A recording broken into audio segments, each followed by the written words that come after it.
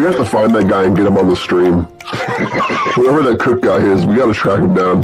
Now, He's probably dead. Here's what I'm wondering. I think Shanna's more of a dog person. She had a couple of wiener dogs up until a couple of years ago. What happened? She got rid of them? Oh, that's sad. They turned into this, so... Dude, we've got that was just handed to me, so... Yeah. Show him the dog! This is the dog. This is the dog.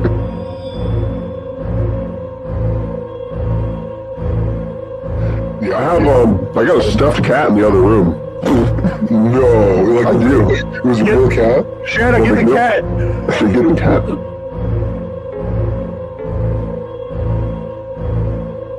I could never do. Oh my god! Oh my god!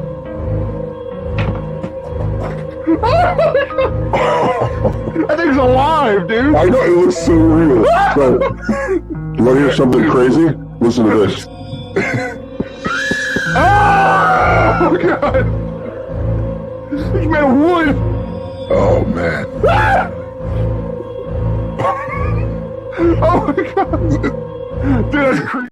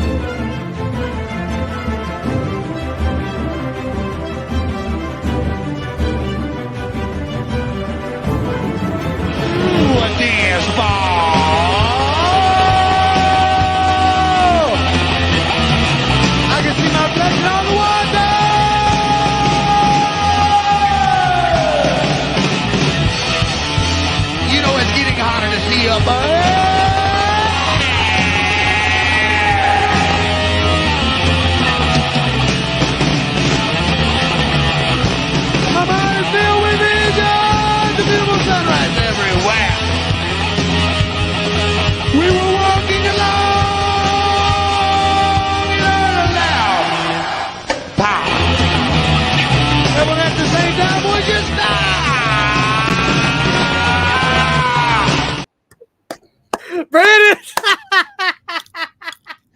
Hell yeah.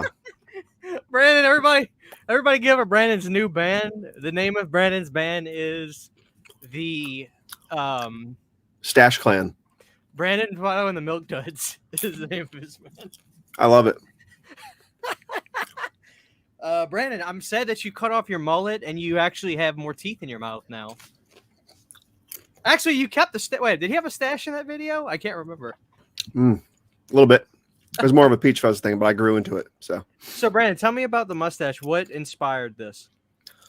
I have 2 film shoots this week at work, and I really wanted to impress the clientele with I wanted to be classy yet greaseball at the same time.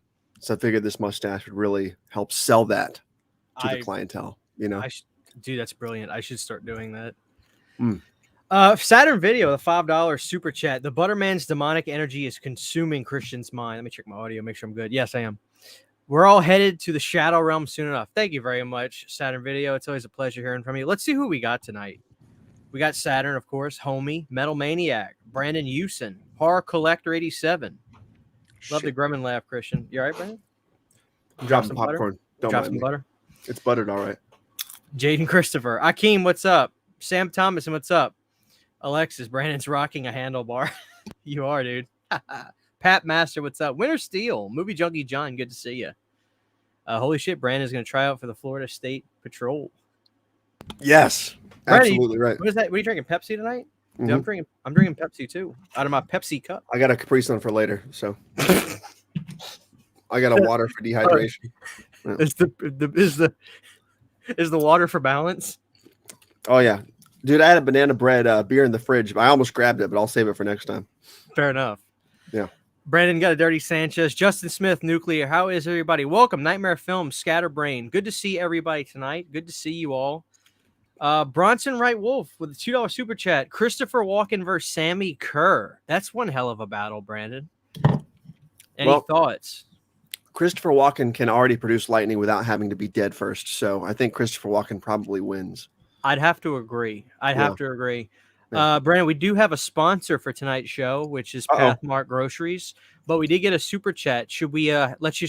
Do you think the people want to see your band perform again? I think they do. They probably do.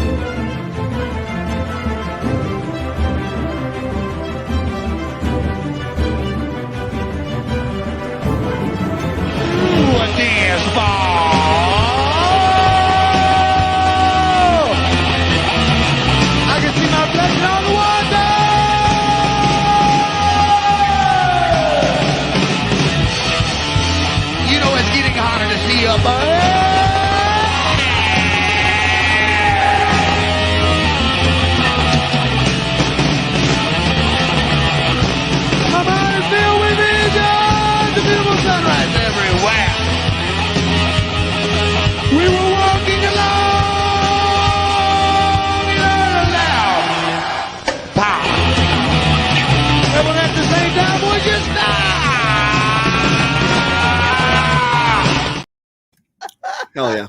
Fred, you know what gets me? None of those guys are playing the same song, but they magically stop together, and then you get that pow. Yeah. It sounds like I'm hearing I Want to Be Your Dog in there. You know? I hear that riff in there. Have you ever heard those clips before?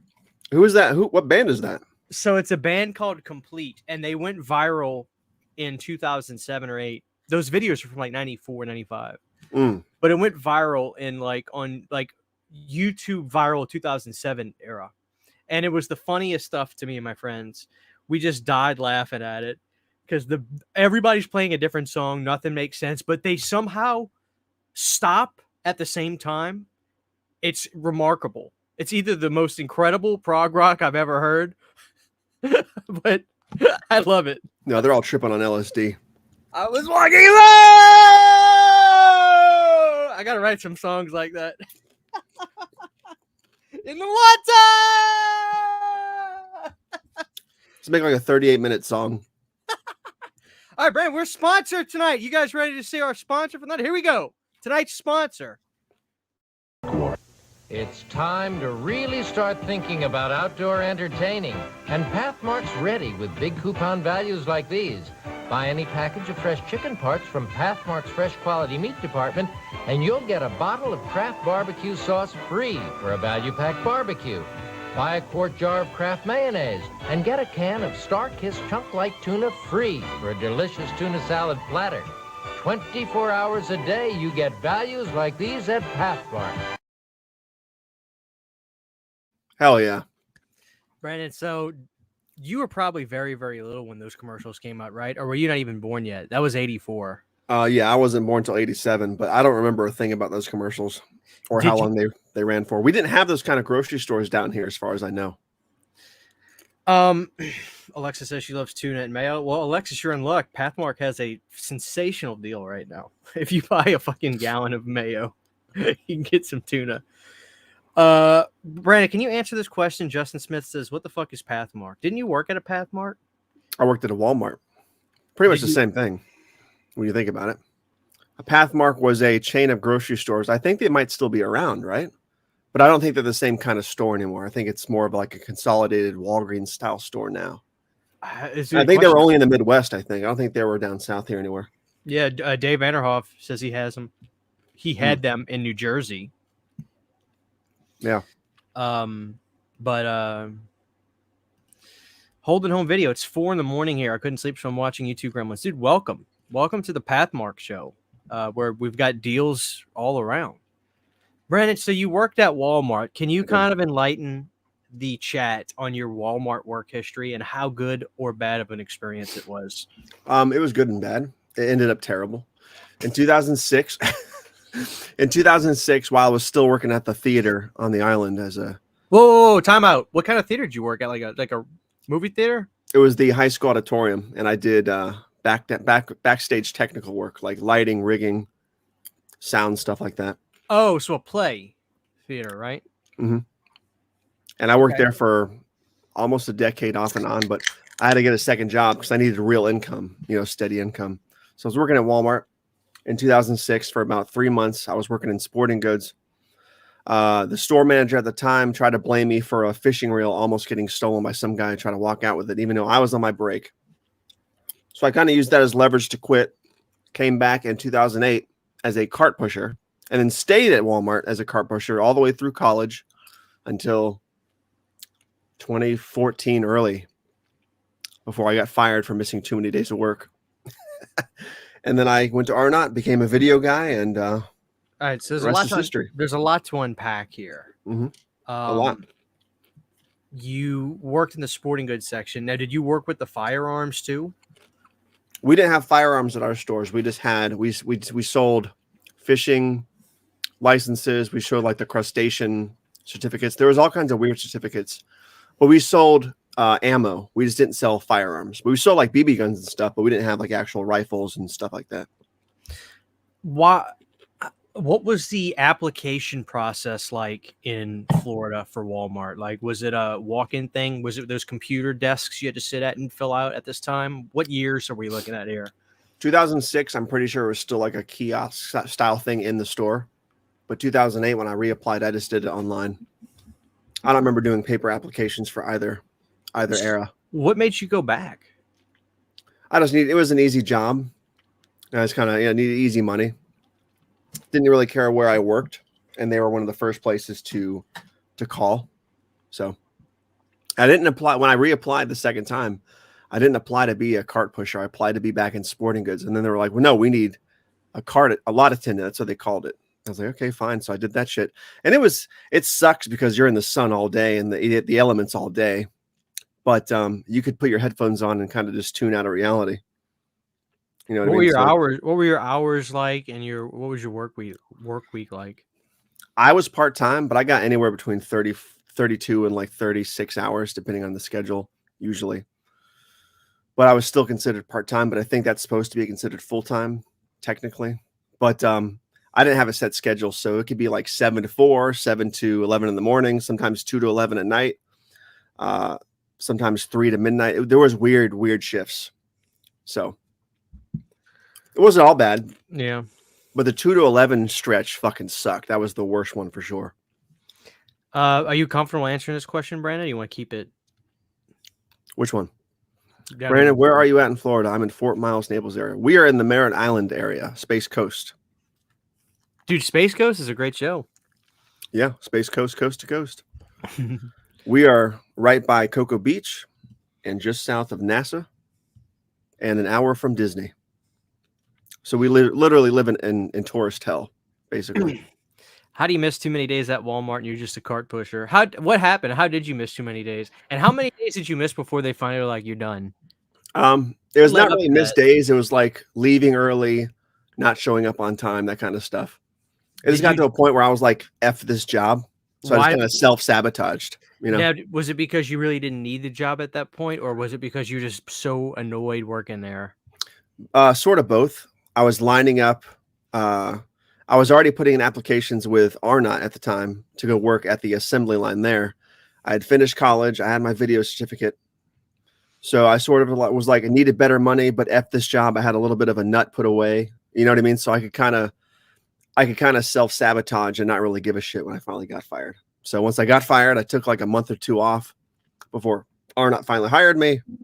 I worked the assembly line for 2 years and then finally put my degree to work. And they made me part of their video team there. So it's been a weird road, man. You never worked at any movie theaters or anything? You strike me as the type. No. The theater we have in town is Cobb Theaters, and it's been Cobb Theaters since about 2003. But so I'm never really been a fan of that theater or the chain or how it runs. So if AMC had still been around at that point, I probably would have worked there because we had 2 AMCs in town. Do you take offense to this comment, Brandon? The typical Walmart work ethic, I see. No, I don't actually. No. Oh man. Nightmare Film says I work in a grocery store right now. Yeah, I've got friends that work in it, and most of them that I know, they say it's just hell. Dealing with human beings is hell. Period, man. That's why that's one thing I like about my job, Brandon, is I'm in a plant and I just have 3 to 4 people on my crew, and most of the time I'm by myself. Yeah, and I love it. Yeah, I'm a friendly person, but I like my space. You know what I mean? Yeah, I hear you. Yeah, it's weird because that was 2014 when I finally got out of there. So that was almost a decade ago. And the farther I get away from those Walmart years, the more I'm like, God damn, I can't believe that was a real era because it was, it's just so wild. Yeah, I've had my run of the mill for crappy jobs. I worked at KFC, and it was the worst experience. I haven't eaten it since 2008 because of working there. Yeah. Our KFC was so disgusting.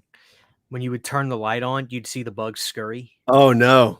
Oh, Jesus Christ. And in the freezer section where we kept all the Tyson chicken, there was like an inch worth of chicken juice just on the ground because the drain in the middle of the freezer room was clogged up so bad. So you stepped in there, it was just oh, that's fucking disgusting. Holy crap. Here's the most disgusting thing ever. My manager used to say if you drop anything, drop any chicken, put it in this bucket over here. Don't throw it away. And at the time, I'm 16 years old. This is 2008, whatever. I don't know what the hell he's on about. I don't care, right? So if I drop chicken, I'd put it in the box. Well, finally one night I'm doing it like it because it just happens, and I'm like, what the hell am I putting this chicken in the box for? What is he doing with it? Brandon, I watched him. He was kind of cunning about it. Like he didn't really. He would take all that chicken, he would skin it, pull all the skin off, put it in the deep fryer, all that meat in the deep fryer for a minute or so, and reuse that chicken meat for pot pies. I swear to God. I swear to God. Jesus Christ. I'd never eat there again. I'll never eat there again. That's fucking gross. Yeah, that's the kind of shit that haunts me. Every time I go to fast food places, I'm always thinking about that kind of stuff. Yeah. I'm sure it happens at every single place. Oh, dude. Yeah, it does. Taco Bell, I don't care. I'm, I'll eat all that grady meat. Nightmare Films ordered some Chucky candles. Super stoked to get them. Thank you, Nightmare Films. Guys, if you go to youneedacandles.com right now, we have Father's Day red velvet cakes in stock. We have Seed of Chucky melts on sale. Child's Play 1 melts on sale. We got a few other things. Doesn't Nick like KFC? He eats there, Alexis. I know that for a fact. I'm not eating at KFC. I'm not a big fan. Popeyes is better anyway. Dave Vanderhoff says, I never eat fast food. It will kill you. That's right, Dave. That's right. So, Brandon, you know what I was kind of thinking about this morning? Like, you know what I really miss more than anything? I think we should bring it back. But the animal activists would probably throw a fit about it. I miss the lobster tanks at the grocery. Oh, at Walmart. Those are the best. Yeah, you don't see those anywhere anymore, don't you? Do you? They're nowhere. When you were a kid, did you just go up to them and just tap on the glass? Oh yeah. You tap on the glass, try to get their attention. Yeah, what a weird ass fucking acid trip of an era that was. Do they still have lobster tanks at Red Lobster? I haven't been into a Red Lobster in years. What happened? I thought you liked Red Lobster. Their biscuits are off the chain, but do you ever get the box of them that you bring home and cook yourself? No, I haven't tried that yet. Really? I feel like we had a box of that in the cupboard for like 10 years and it went bad. The seasoning. You know what I mean? I don't think we ever made it. Do you ever eat, like, what is your restaurant of choice? Like, I do wonder, because there are places I went to as a kid a lot that I haven't stepped in years. Like, there's a restaurant called Copeland's my family used to go to all the time. Mm. And I haven't been there in a long time. When's the last time you went to a Chuck E. Cheese? I've never been to a Chuck E. Cheese ever. You're a lie. Never have been to one. You're in Florida, though. They gather everywhere in Florida. They do. I want to take Isabella to one. There's one right behind Rooms to Go where we got this couch. And we were going to take her to one, but we just haven't done it yet. You mean there's one behind Rooms to Go? There is. And you haven't gone to Chuck E. Cheese in Melbourne. In Melbourne. I have not yet, no. There was a... I lost the interest, dude, because they turned Chuck E. Cheese. He's not like a scary-looking pervy rat anymore. He's like a clean-cut mouse now. So it's like it lost its creep factor. So why the hell do I even want to go now? What about what Pat Master's saying? Olive Garden breadsticks. Where are you at? I can vouch for that. I can vouch for that. Olive Garden is definitely the McDonald's of Italian restaurant eating, but I'm fine with that because I like McDonald's. We were just there yesterday. Or not yesterday, Garden? Friday. We were there Friday. You were at the night. Garden? Yeah, on Friday night after Isabella's dance class. And I had my fill of the breadsticks, the minestrone soup. I had the fettuccine Alfredo. And Isabella had the Italian donuts for her birthday dessert, and they were off the chain. They had raspberry dipping sauce and chocolate dipping sauce. Dude, I love Olive Garden. There's nothing wrong with Olive Garden. Who was I talking to about Olive Garden the other day? I was talking to somebody about Olive Garden. It was probably Alexis. And I was telling, I think it was her. Because I think I can't remember if she had never been there or something. But I I said like since the first time I went in like 2004, I have gotten the same exact thing at Olive Garden. It was chicken parmesan, and for almost 20 years now, Brandon, I will have gotten the exact same thing. Yeah. At Olive Garden, but Sydney gets the fettuccine Alfredo too. Yeah, I think everybody does, right? Well, I never have gotten it, but I finish hers. She never eats all of it, and she's like, "Do you want mine?" And dude, if I go to Olive Garden, I am a bottomless pit. I will eat my ass off and just not stop. Those breadsticks will creep on you like 6 hours later too, man. Is this true? What Ken said? You really do. Especially because, like you mentioned, 2004. When you walk into an Olive Garden, you feel like everybody's been there since 2004. It has that weird vibe to it. The menu hasn't really changed. I don't know. It's fucking bizarre. Olive Garden's great. I love it. People sleep on Olive Garden because it's low rent Italian food, but it's good. It is good. You know what pisses me off though? It fills me with indescribable rage. What's that? Olive Garden removed. I think it was called the Sicilian Splash. Was that the name of that drink?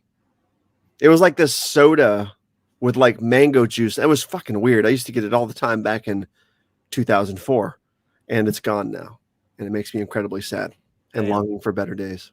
So, Brandon, Holding Home Video says full moon candles, please. So, how should I go about this? Because I do want to do full moon Unita candles. I thought about doing a Puppet Master wax melt and a Subspecies wax melt and a Demonic Toys wax melt, but then I also thought do a Blade wax melt, do a Jester wax melt, do a Tunneler wax melt. What do you think sounds cooler? And for the chat, obviously, what do you think sounds cooler than that? I don't know. Because I just want to. I want to know what Andre Toulon's puppet chest smells like.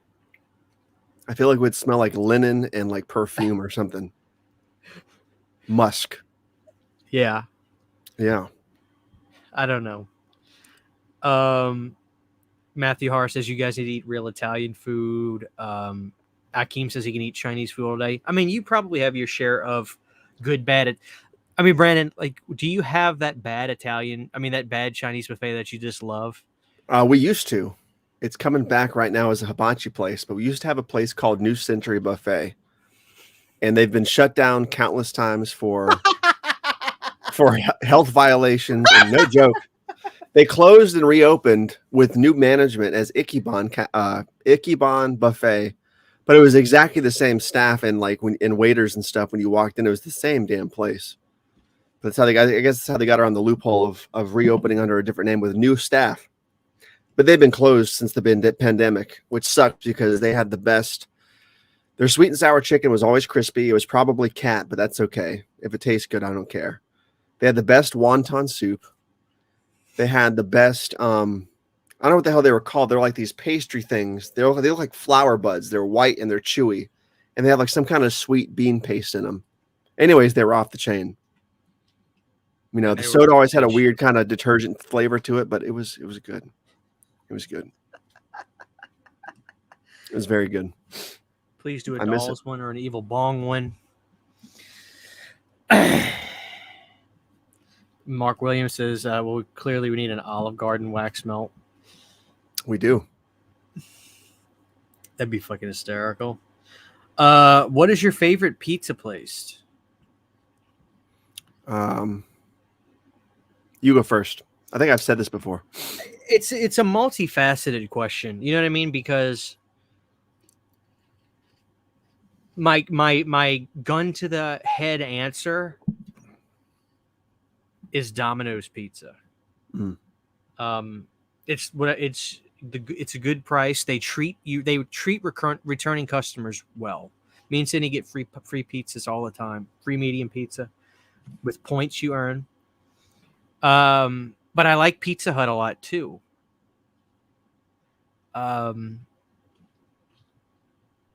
We got a Sam's Club membership, and I got me a big slice of Sam's Club pizza the other day. And Brandon, I swear to God, that pizza should not be as good as it is. No, people sleep on Sam's Club pizza. So you had a slice of Sam's Club pizza? Oh yeah, it's like the 2-for-1 now. You get 2 slices and a drink for like $2.50 or something. That's the deal there, right? At Sam's Club. Every time we go there, we get the pizza. Isabel Oh, so loves it too. you're a Sam's Club member. No, Shanna's parents are, but we have their card, so we go there like once every month or two. Do you guys shop there? Yeah. People sleep on Sam's Club's apple pies too. Those things are fantastic from the bakery. Well, see, that's kind of like our Costco, right? Because I don't have Costco, and people tell me, "Oh, you should shop at Costco." I'm like, I don't have one. I guess it's the same thing, right? Oh, Shanna is a member of Sam's Club, so I guess we can go whenever the fuck we want to. Dude, what are you doing? It's like a 20-minute drive west, so we don't go that often. But we have a Costco here now too. We just haven't been to it yet. Well, dude, just you and Shanna pack up and bring an ice chest and get food for a month. Just buy a case of Dr. Peppers or whatever for like a 60-pack. Yeah, know? I've come to hate Walmart. I fucking hate Walmart now. I can't stand it. Puts me in a bad mood for like 2 months if I go and do a Walmart. But Sam's Club blows my fucking mind. Like I can just walk around there endlessly. It's insane. Do a Frankenhooker melt that smells like fish. Oh my god. Oof. Don't do that. They close, but Dirty keeps going there to eat the filthy food. Brennan, I will never forget Dirty Money is Filthy. What is it? What did he say? I guess I forgot it. I think that's what he said, wasn't it? Dirty Money is Filthy. Have you ever been to Five Guys Pizza? Oh, Brent, what's your favorite pizza place? Is Hungry Howie's? It is. My favorite chain place is Hungry Howie's. Best sauce, best cheese, best pepperoni, best crust flavors. It's got that really thick, chewy dough, which I love. What about Saturn Video? Dude, the best pizza I've ever had, though, I've only had it once, was this place in Connecticut when I visited my friend about 10 years ago. It was a mom and pop pizza joint. And the pizza pies were like Hungry Howie's, but the sauce, I swear to God, was like a little bit zestier. And I swear it seemed like the whole pizza was coated in the top layer of like either butter or margarine. Not a lot, but you could taste it with every bite. And it was so good. Really? It was so damn good. And I don't know the name of the place. I haven't had it since then. I'm not sure if that was a fluke, but my friends up there still swear by it. So, thoughts on Marco's Pizza? I've not had Marco's Pizza. We have one here close by. I haven't done it yet. Dude, you should do a YouTube short of you just trying to slice a Marco's. I'm going to send my buddy a message and ask him what pizza joint that was in Connecticut because I see Matt wants to know. It's near Canterbury, if anybody's familiar with Connecticut. Brandon, what do you feel when homie saying Pizza Hut's better than Domino's? Do you agree or disagree? Nowadays, I would for sure. I feel like they swapped twice because in the 90s, early 90s, Pizza Hut was awesome and delicious. Then like mid 90s to late 90s, Pizza Hut got gross, at least around here. And Domino's kind of took over took their spot. In the last 10 years or so, I feel like Domino's is consistently gross. You know what I mean? And I think Pizza Hut's got the upper hand again. Well, have you noticed the Pizza Huts? I don't know if I was talking to you about this. No, I was talking to my buddy Steak Sauce about this. The Pizza Huts, like the buffet style walk-ins, are dying, and now it's just kind of like the walk-in and grab your pizza and get out kind of model that they have. But when I was a kid, Bram, when I played, Little League baseball, dude, we used to go to Pizza Hut after the games all the time. If we won, dude, I was the best. I was the best third baseman ever, and I would crank home runs because I wanted that pizza. If we won the game, we went to go eat pizza. The coach would take all of us to pizza, and dude, it cost him a fortune because I was slugging home runs with my Ken Griffey Jr. bat, man. Back in the good old days when all the baseball people were on steroids and they were rock stars. Mark McGuire, Ken Griffey Jr., Sammy Sosa. Dude, they were Barry Bonds. Dude, Barry Bonds was built like a freaking bodybuilder, just hitting 500 feeters, just slugging home runs out of the park. Man, good old times. But, I used to go to CC's a lot too. CC's Pizza. Yeah. CC's. We used to have a bunch of them locally. They're all gone now, but there's one in like Orlando still. But we had CC's like 3 or 4 years ago, and it was still just as good as you remember it. No, we had one last year in North Carolina, and it was so good still. The apple pie pizza was kick-ass. The There's another dessert pizza there. It's sort of like an eclair pizza or something. It's so fucking good. The buffalo chicken pizza's off the chain. The mac and cheese pizza's off the chain. Cece's is the best. Dave Vanderhoff says, "Oh my God, CHH Domino's pizza. You haven't tasted pizza. You've tasted New York and New Jersey. Oh, dude, trust me, I'd love to. I really would." Vanderhoff, I've had plenty of pizza in New York City and New Jersey that were absolute dog shit. So I'm so sick of hearing people say, "Oh, you got to come to New York or New Jersey." I've had some terrible fucking pizza in New York. Some of the worst pizza I've ever had was been in New York. What's your preferred bread style? I mean, I'm a Brooklyn guy. That's my exact type of thickness that I like.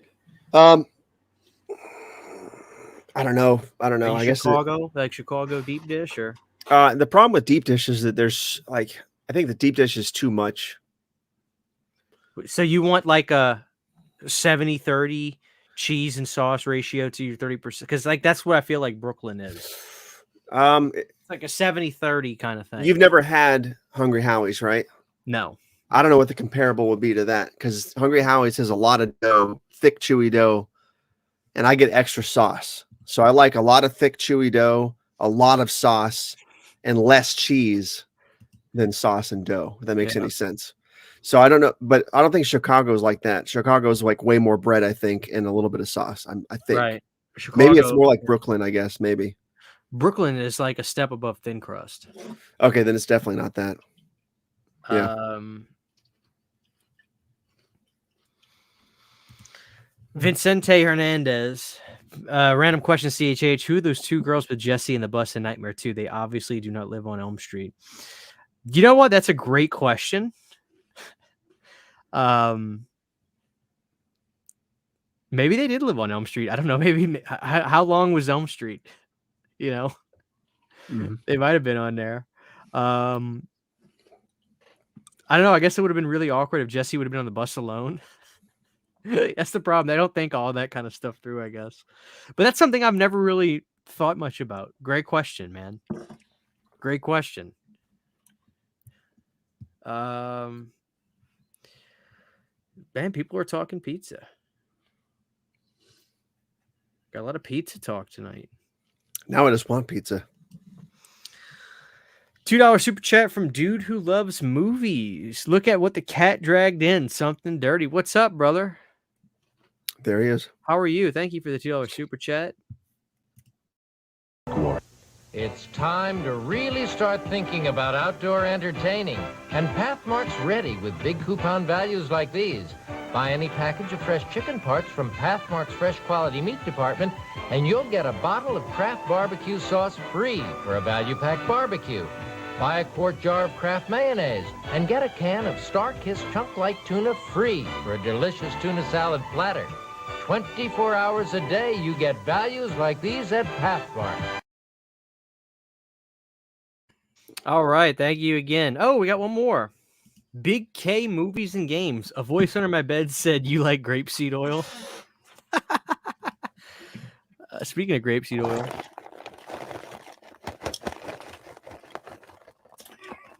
A little popcorn ASMR. You like that? Make it with just the kernels, add your salt in there after it's finished, and instead of shaking it up with that popcorn butter oil stuff you're talking about, use some grapeseed oil. Grapeseed oil and salt, it'll change your life. I swear to Christ. I'm so glad people have been trying the grapeseed oil and liking it. Like they're backing up what I say. I love it. Yeah. You haven't tried it yet, have you? No, I the only bottle I ever found in store was like a $18 giant bottle. Oh, that's right. I I'll have wanna to send you some. I just try to I gotta find a small one. Maybe I'll find some at Sam's Club when I go back. I'll send you like a little Ziploc bag full of it. What's up, Scratch Burno? How are you? Brandon, so let me catch you up on what I've been up to. Does Pathmark have any coupon values on some pizza options? That's a great question, Mark. I'll have to find another Pathmark commercial for the next show. If we get another sponsorship by Pathmark, we'll... Brandon, so I watched all of this today. Tulsa King. On it's on Paramount Plus, which I think you have. No, I need to get it again. Dude, it's only $4. We have everything now except Paramount Plus. So. Dude, it was absolutely fantastic. I watched all of it today. I've seen a lot of scenes from it. It looks really cool. Stallone has always it's really good. It's mafia, Scorsese, gangster type stuff. Stallone was always a funny guy, but his humor was never captured well in the 80s and 90s, especially in the early 90s. And this show finally gets it. Stallone is quick, one-line kind of stuff, and not one-liners, but little moments of humor. He's great at. And this show was honestly, it was like an A+ show. Like every character that was brought in, everything was so great. I really loved it. So I truly recommend Tulsa King. I got the Blu-rays in my bedroom where I was watching it. But yeah, dude, it was so good. And dude, Stallone is 75 years old and like he's still kicking so much ass. Yeah. This is the perfect kind of role for him. He's fighting still, like he's still, boom, boom, like he's fighting and stuff. Dude, it really is awesome. And like he's still my hero. Stallone's always gonna be my hero. I love him. So I highly recommend Tulsa King. I see some people say they saw a few episodes and it's good. So yeah, guys, I truly recommend it. It's fantastic. I can't wait for season 2. Justin Smith said Christian also watched Kill Her Goats. Brandon, are you aware of this movie? I think I've heard of the title, but I couldn't tell you a damn thing about it. Well, I'll keep my thoughts extremely brief because I have if you're a patron, maybe Justin is a patron, but I did do a review. It's already available for my patrons, but I did watch and review Kill Her Goats. I'll just say this, Brandon, this is actually a really cool looking steelbook. It is nice, but the movie is not nice at all. That sucks. Ben Grimm says Tulsa King was shot in my city. That's right, Ben. You are from Oklahoma. This Stallone mentioned Gabagool. Huh, that's funny. But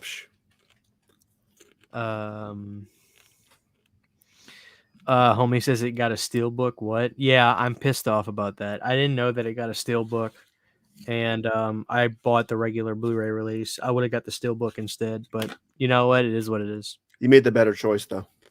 But you don't like the steel book? I'm not a fan of steel books. What do you mean you're not a fan of steel book? I don't get it. Like, why are some? I'm sorry, Bram. I have to call you out. Why do people not like steel books? I think they're fun. I don't like steel books, and I don't like slip covers. I just want the fucking plastic case on my shelf. I don't want. What the fuck is the point of a slip case? Like, I'm still trying to figure out. I'm gonna make like a 45-minute video essay on this. What is the point of a slip cover? Is it just to mimic the feeling of old VHS tapes where you're sliding the sleeve off the tape? Is that what it's for? Because it's not protecting anything. I don't understand what the hell a slip cover does. It's the exact same thing about 4K for me. It wasn't a problem until you actually start to notice a little bit of difference in the picture quality. Like some people say there's no difference. I know for me, I unequivocally have seen the difference from 1080p Blu-ray, even a 2K scan or a 4K scan to actual HDR 4K. I've seen it. Now that I see it, I crave that 4K imagery anytime I can. People never really thought about slipcovers until it started being talked about. And now that it's like an acknowledged thing, like slipcovers, this, that, and the third, now people can't live without them. Yeah. If their movie had a slipcover in the past, it's funny. I didn't ask this, but my buddy Kyle, I have 25 Years of Terror, the DVD, and his name was Jason. But his name was Jason. I threw away the slipcover back in the day because I thought it was like, I threw them away when I first got into it, which I know I'm not alone. People will condemn me in the chat, but somebody else probably did that as well. But my Halloween 25 Years of Terror, it came in a box set. So my buddy Kyle said, dude, I'm going to take care of you. He hooked me up with these, and I just did a video on this today, guys. A really fun retrospective. It was good. Both of these have slipcovers. Not only that, he made sure he got me his name is Jason with the hype triangle sticker, and all the stuff in it. So, which you have as well. So it's got the, Dude, that is so cool. Look at that. And this one's unused. Yep. That is amazing. I really want to hang this poster up. But I didn't even realize about the slipcover things. I didn't realize that slipcovers were even like a collectible fucking novelty until the Vinegar Syndrome Black Friday sale last year. I didn't know that was a thing until I heard you guys talking about it. I'm like, what is going on here? Why slipcovers? It wasn't even something I thought about really until it wasn't until the collector's market thing. Once people started realizing like slipcovers from like Scream Factory releases were only guaranteed for the first 3 months, and after that they would stop making them. Like that's when it like became a thing.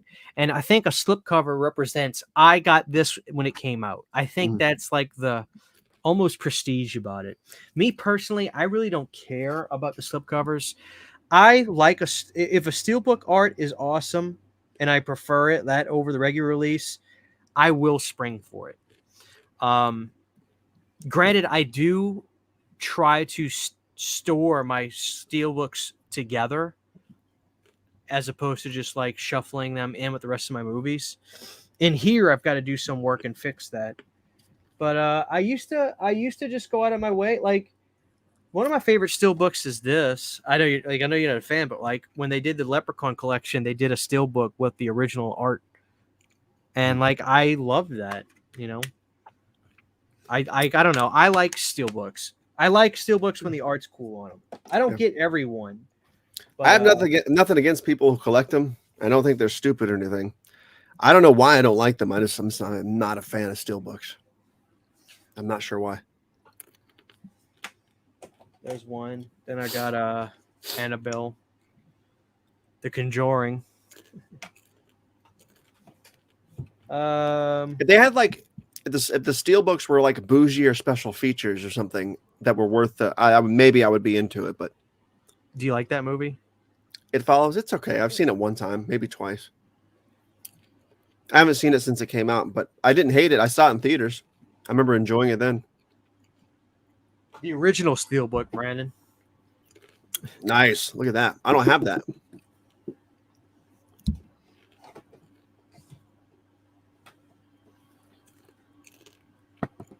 Hell yeah.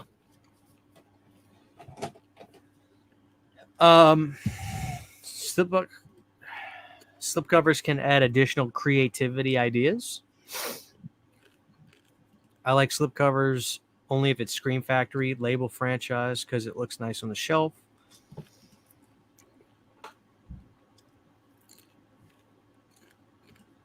All this talk about steelbooks for some reason, random, I just immediately thought of Ozzy Osbourne's song Still White. Bronson Wright Wolf loves Ozzy, Brandon. Have you noticed that? He's always talking about Ozzy.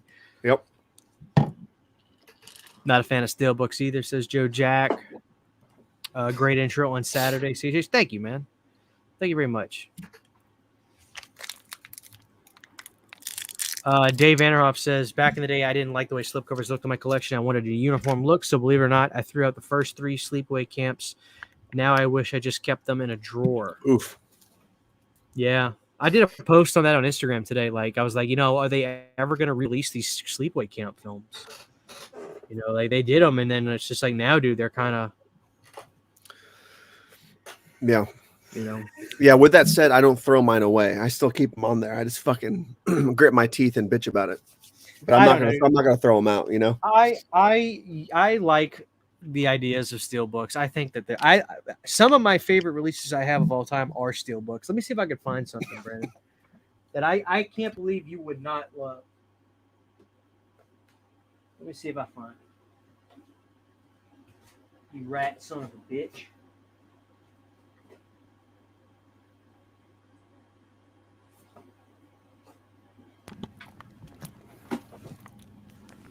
If I don't find it in a second, I'll just move on.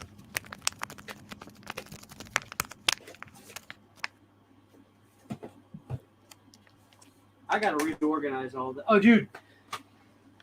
Brandon, tell me if they did a 4K of Night of the Living Dead 1990 and they did the DVD art as a steelbook, you wouldn't love it. Don't even lie to me. I would not love it. You don't like the DVD art for this movie? I think it's hilarious. Like the skull, the face on the left looks awesome, But like the really bad rendered polygon 3D zombies in the mist look so hokey. I fucking I'd love it. laugh at it. Dude, I love it. I like the It's- original poster art better, but Yeah, the poster art. when I saw this DVD at FYE, I never even heard of the remake. So when I got it, I looked at the back. I was like, dude, what the fuck is that? That's not even the same people. And then I looked at it and it said directed by Tom Savini. I was like, oh God, I got to get this. Mhm. I don't know, dude. I've had this DVD for over a decade now. I love it. But I constantly go back to that movie so much. Yeah. So I've been doing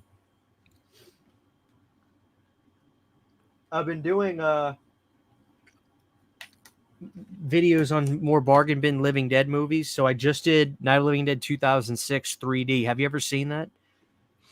With Sid I Haig? have seen it. Yes, it's one of What the is- ones I got rid of, unfortunately. Tell me about your experience with that movie. I don't remember that much about it. When I watched your video on it the other day, it kind of brought back a lot of memories. The only thing I vividly remember is there's a scene, I think when shit's popping off towards the beginning. And I don't know if the character is like running by the outside of the mortuary or what, but you see like some of the fresh zombies like on the ground eating people. I'm not sure if there's one guy who's naked or what it is, but I was like, that's kind of a weird fucking take on this. Like you haven't really seen, I can't explain what I'm trying to say here, but there's that whole opening scene, not opening scene, but where the zombies first, start showing up. It's just, that's the one thing I remember about the movie. Do I look 3D? No, you look blue. You look red. Now I gotta get that grisly voice. Make it with just the kernels. Are you salt if it's finished? I'm already getting dizzy.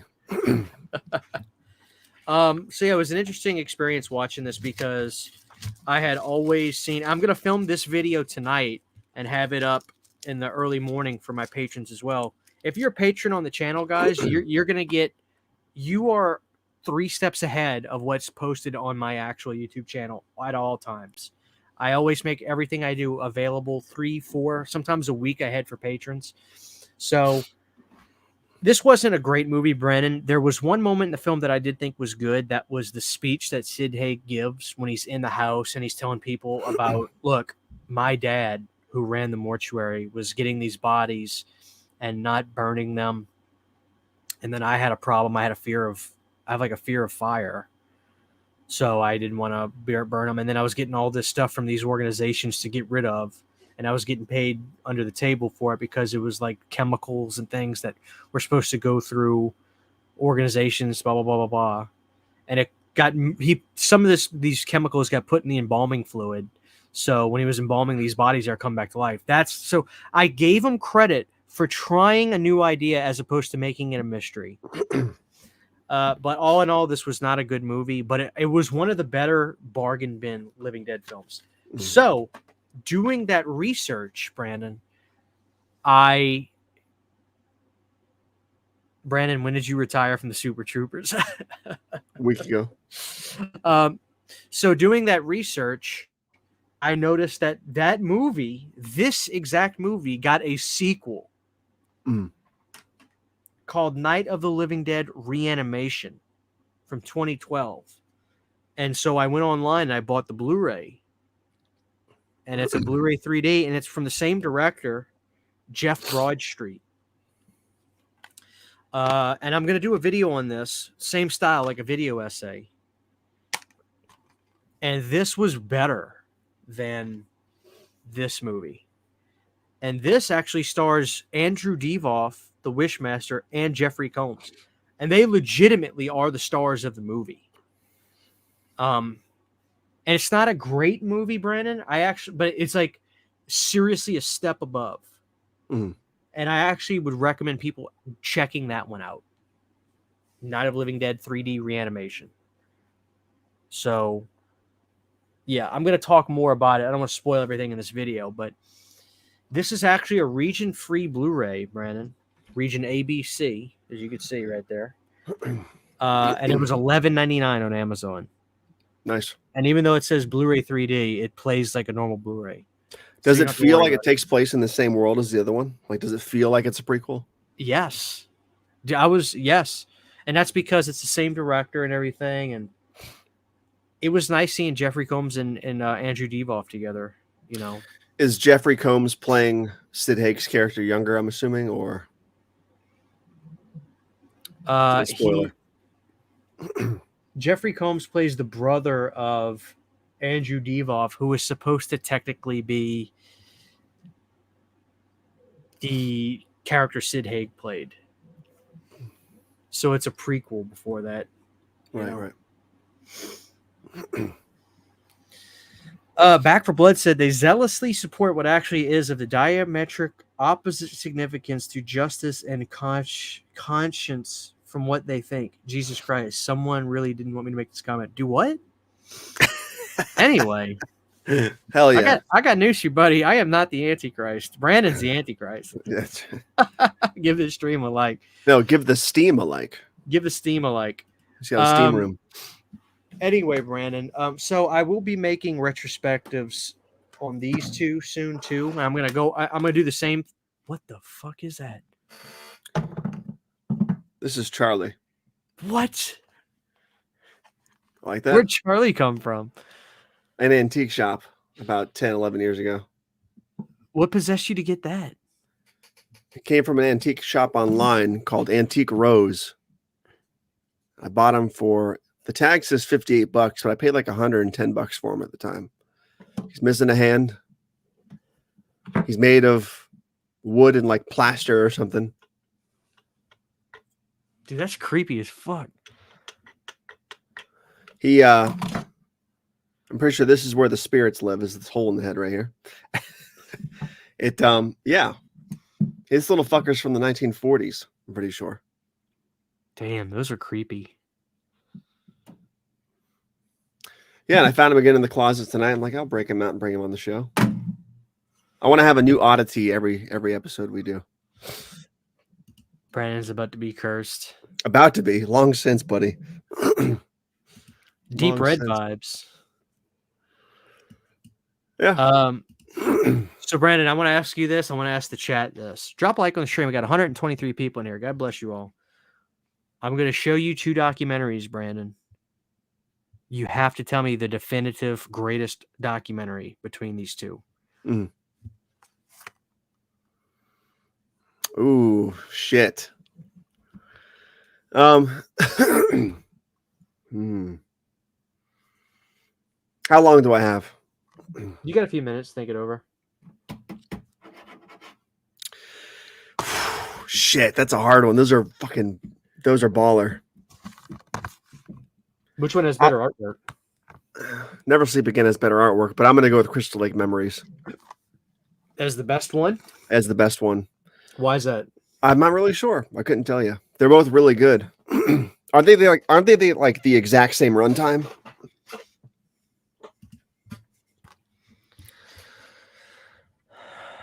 Runtime on Crystal Lake Memories is 200. No, runtime on Never Sleep Again is 238 minutes. Mm-hmm. Runtime on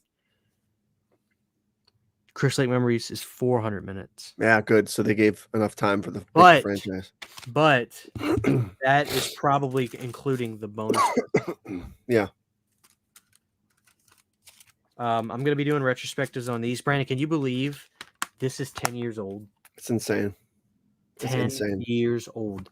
This one may be 10 years old too. That was 2011, I think. The Never Sleep Again. It may be. I think the Blu-ray came out in 2014 though, because that's the oldest date I find on this. I got the DVD somewhere up there. Same. All right, so the votes are in. Let's see what people are saying. Crystal Lake Memories, better be it. Never Sleep Again. Crystal Lake Memories. Crystal Lake Memories. Never Sleep Again. Crystal Lake Memories. We won. There's going to be some more. We'll let the comments come in on that. Those are both great. Those are definitely top 10, both of them. Crystal Lake. Definitely top 5, actually. You know what I mean? Like, definitely top 5. Crystal Lake. Crystal Lake. Never Sleep Again because the book is better for Crystal Lake.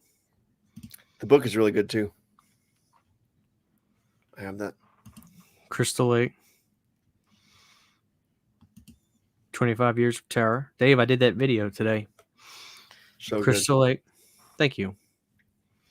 Never Sleep Again. Sammy says we need all the Friday movies on 4K. Crystal Lake.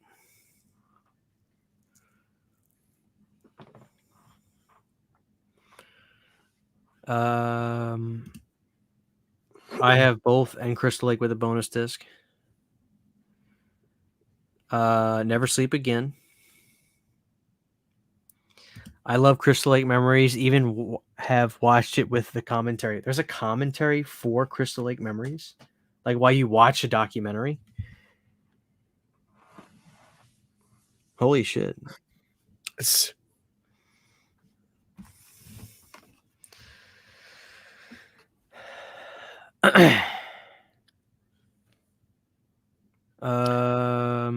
really depends on if you like Nightmare or Friday better. I think the production value on Never Sleep Again is just a shred better because of the cool puppeteer stuff that you see Freddy do when they're swapping movies and everything. Mhm. And Robert has a really good memory. I feel you really got into the crux of each film on a better basis as opposed to on the Friday one. But I feel like the Friday one is so easily bingeable at a moment's notice. Yeah, they're both masterpieces. The best part or the funniest part of the Nightmare one is when they're talking about Dream Child and the big guy, I forget his name, the stunt guy who plays Super Freddy. They're like, "We need you to do a sex scene," and he's like, "As Super Freddy?" That's the funniest fucking part. I love that shit. Brandon, let me see if I see it right here. One of my favorite documentaries of all time as well. It's the Return of the Living Dead one, isn't it? Yeah, More Brains. So good. I'm gonna do a video on that too. That one is up there with those two, Crystal Lake and Never Sleep Again. Like that's probably top 5 as well. Brandon, you ready to see this? Mm-hmm. I know I don't have that yet, you son of a bitch. Cat's Eye 4K, brand new restoration.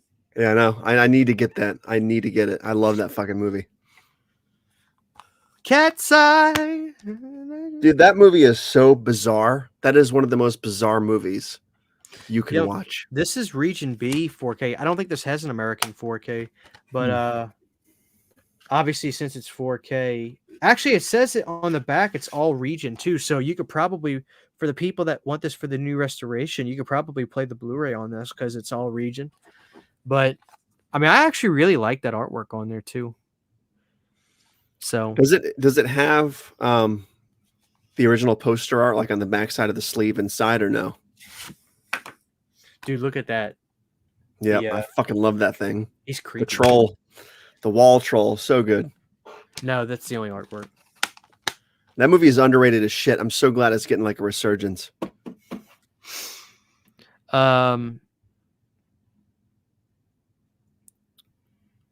Real quick, we were talking about the Living Dead documentary. The special features on that movie, on that documentary, they have the part 2 and 3 like mini docs. I wish those were just as long as the first one because those were good, but they were only like 10 or 15 minutes compared to like the 2-hour Return one. You know what I mean? Yeah. The Return of the Living Dead 2 Blu-ray release from Scream Factory is really good. They have Kenny Myers interviews. They have the composer's interview. They have a great Ken Wiederhorn interview. So that's actually one of the better Scream Factory releases in terms of special features. And they also too. And they include that 30-ish minute documentary from More Brains on there. Yeah, I wish it was longer. Let me grab some stuff real quick.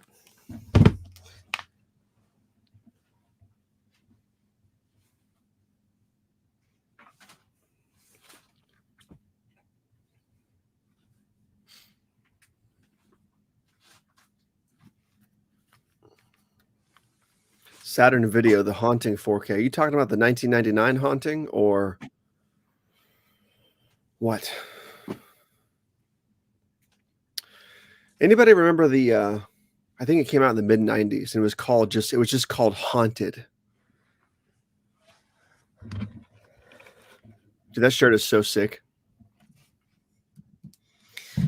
Christian, can you review the Haunting 4K? Sammy, I never picked it up. I did watch that on Hulu again for the other day for the first time in years, and I didn't hate it. But it's so weird seeing Owen Wilson in a horror film because he's so goofy to me that like I can't take him seriously. You know. But I did like it. If I might grab it, Sammy. I don't know, man. I just don't know. Did you pick up Vinegar Syndrome's A Blade in the Dark 4K? I did not, Dave. I don't buy a whole lot of Vinegar Syndrome, despite the fact I think they're one of the best in the game today. I don't buy a whole lot from them. I did Rock Music, but I already have Death Wish 5 on Blu-ray. So I don't feel the need to upgrade mine.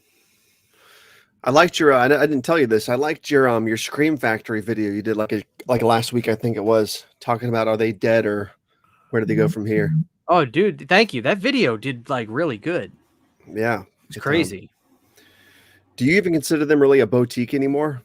Scream Factory? Because they're so huge now, right? Like, wouldn't Vinegar Syndrome be more of the boutique now than Scream Factory? I think by definition, Scream Factory is a boutique because they make collector's releases of movies. You know, it's for the physical media fan. So I think by definition, still, yeah. I think that big studios can make boutique releases like Paramount does with Paranormal Activity. But I think by definition, yeah, of course, I would consider Scream Factory a boutique label.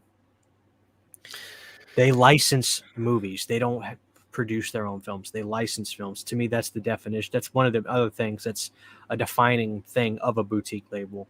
Yeah. They license films to do special releases for. Well, yeah, when I first got into Blu-ray back in like 2017, it's just when I really made the leap from DVD. Scream Factory was basically it for most of the horror movies I got. And they were expensive, at the time, but I got them. And like the special features were off the chain. Like they always had good bonus features and stuff. It just, it's so weird that Vinegar Syndrome's coming so hot out of the gate with like these crazy packaging styles. And like, I don't know, man, I just love, like I've only bought a few things from Vinegar Syndrome, but I've loved everything I've gotten so far. So same. I mean, I have a shelf on the back, the left shelf. There's a whole section of Vinegar Syndrome. I just don't like some people, dude, get everything that they put out. And I'm very, very, very picky. Yeah. But anyway, let me show you this, Brandon. So like we were kind of talking, people were talking about Crystal Lake Memories, the book. I got a book collection, a horror book collection. I want to show you some of my favorite horror movie books. This is called the revised and updated Hammer Vault book. Oh, that's sick. Look at that shit. And it's a hardcover book. I got it used on Amazon for like $16. And there's nothing wrong with it. And it's really awesome. There's all kinds of art and stories about the movies and stuff like that. And it's great. It's so much stuff about Christopher Lee and all the movies he did. And yeah, it's really cool. Quatermass Films. So I like that book. And this book I highly recommend. It's on Amazon too. My buddy Jay the Stingray had this, and I went nuts for it. It's called VHS, the VHS cover art book. And this is UK artwork for VHS films in the 80s.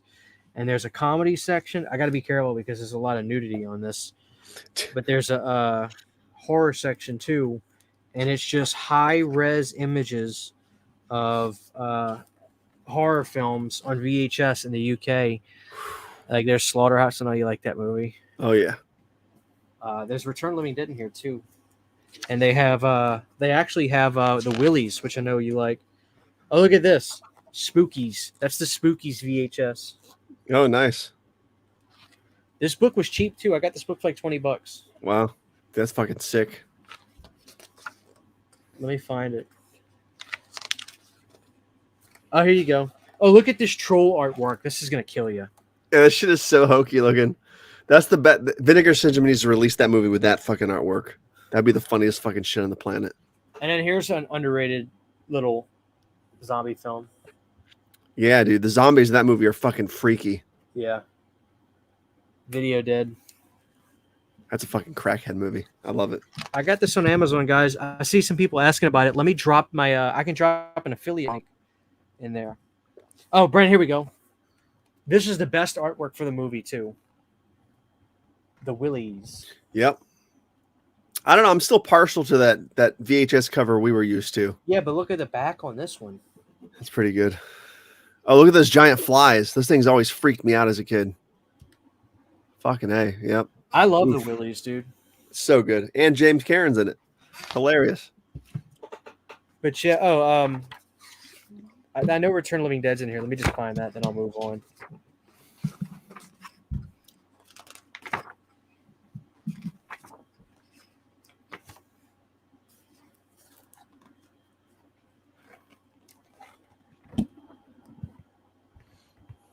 That's awesome. Yeah.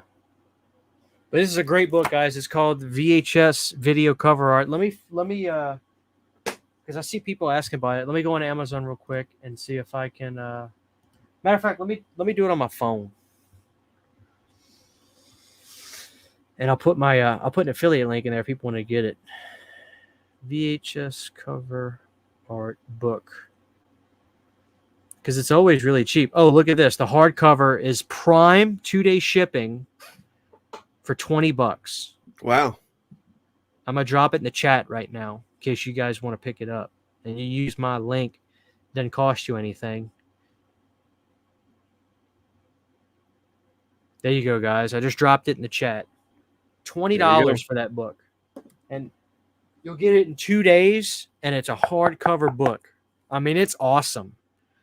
It's an awesome book. And it's not just horror. They go over sci-fi films, comedies, thrillers. Look at this, Charles Bronson's. Like it's really nice. Nice. Yeah. So people want that. Brandon, this book is incredible. The Complete History of the Return of the Living Dead. Yeah, it's sick. This book made those episodes I did on Necropolis and Raves to the Grave possible. Right. Right. There's the man. Oh yeah, there he is. This book is insane, dude. And when Brandon, what really blew me away is, dude, when I say they go over Necropolis and Rave to the Grave, they go over Necropolis and Rave to the Grave. I mean, and it's crazy learning how much crazy shit went down. Like, they were going to make some good films, but then this company that bought the movie turned it into a micro-budgeted film, and then they said, you're going to split it into 2 films. So it was 2 tiny micro-budgeted films. But Rave to the Grave is better. I do think it is. There's the original. Oh yeah, that's the original. Yep, that terrible fucking yellow man. That's what That's Nightmare Fuel, man. Yeah, that's what the first guy would made that got fired. Yeah. What is that guy's name? You know what's crazy about that guy is did you ever watch Finding Bigfoot? I think I have. Well, Shannon watches that show a lot, and there's an episode where that guy is on there, that special effects guy, trying to help them like remaster the original Bigfoot tape. And when I saw him show up, I'm like, that's the fucking special effects dude from Return of the Living Dead. It was the most bizarre fucking coincidence ever. William Munns was the guy who made that. That got fired. That dude.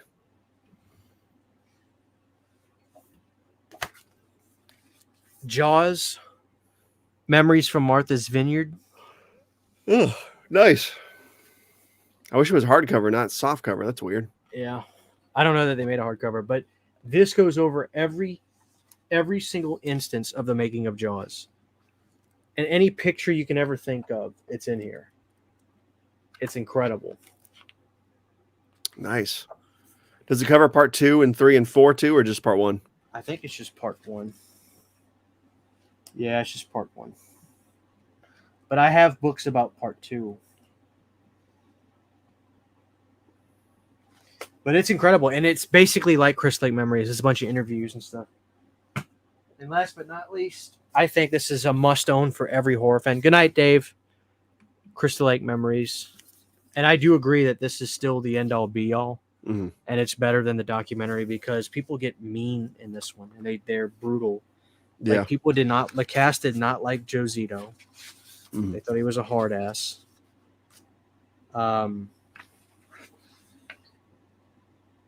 Yeah, the book is great, and I love how big the book is. I mean, like this is how you should be reading about Jason Voorhees, like in a big, beautiful book like this. And I actually really like. I got even more respect for Rob Heaton, you know, in this. Oh, and look, Brandon, check it out. They cover the TV show. Mhm. Yep. Which I like the TV. I did videos on that as well. I like the TV show.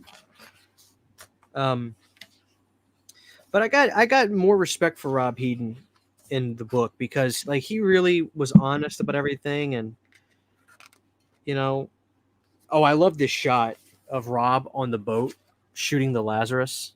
Oh yeah. You know, Mm-hmm.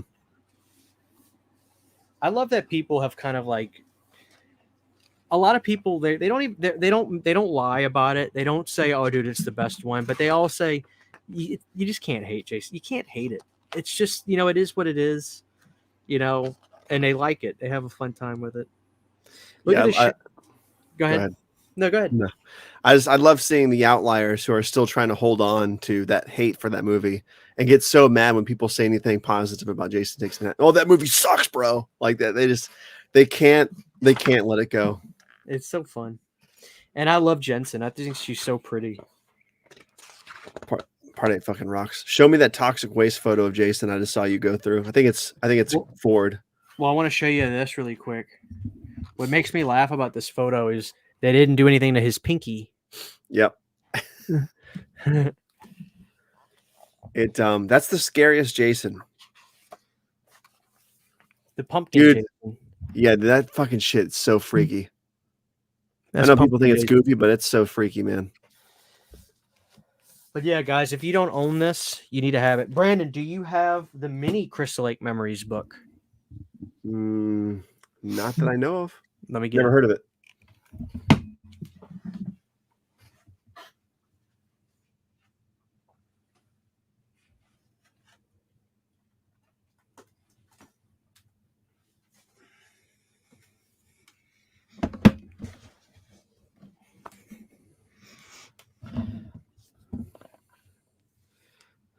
Did you ever own this?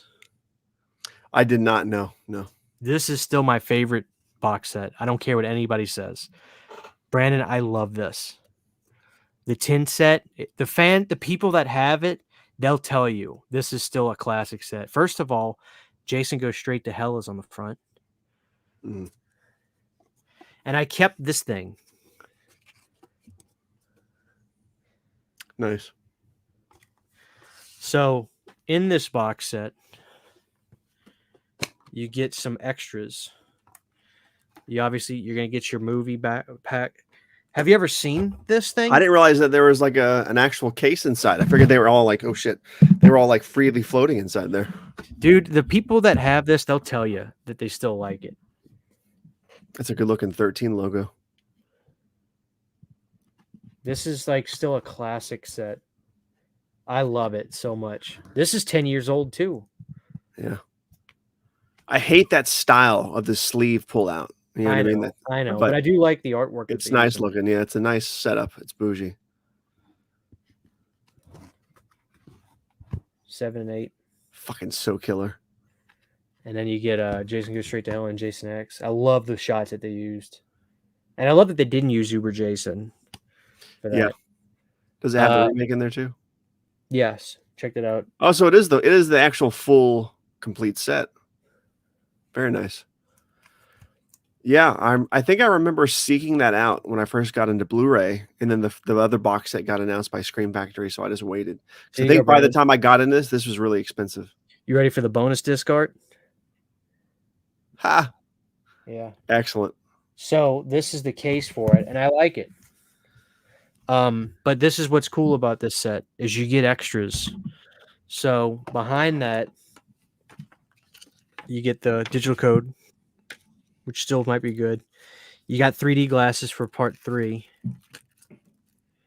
that I still kept sealed up. And they say Friday the 13th Part 3 in the back. And I don't think they've ever put these out that have this look besides this box set. But here it is, Brandon. The mini Crystal Lake Memories book. Wow. And it goes through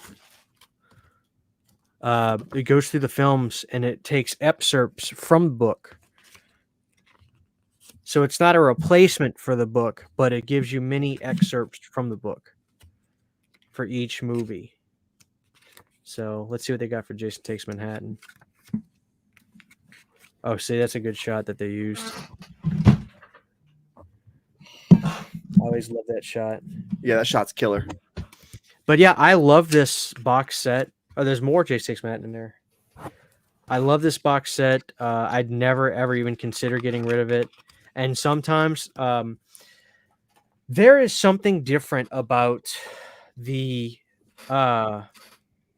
picture quality for Jason X on this set than from the 2K scan on the Scream Factory set. The Scream Factory set I think is better, but I think there's a little bit of different color timing on this set that I actually like a little bit more. Whereas in the Scream Factory set, Tom McLaughlin, I think, actually worked on getting Part 6 to look the way he had intended it to, because a lot of times the studios will kind of like adjust movies for home video to be more appropriate. Because I think Jason Lives, the opening sequence was really supposed to almost look black and white the way Tom made it. And then in the Blu-rays and DVDs, they kind of blued it.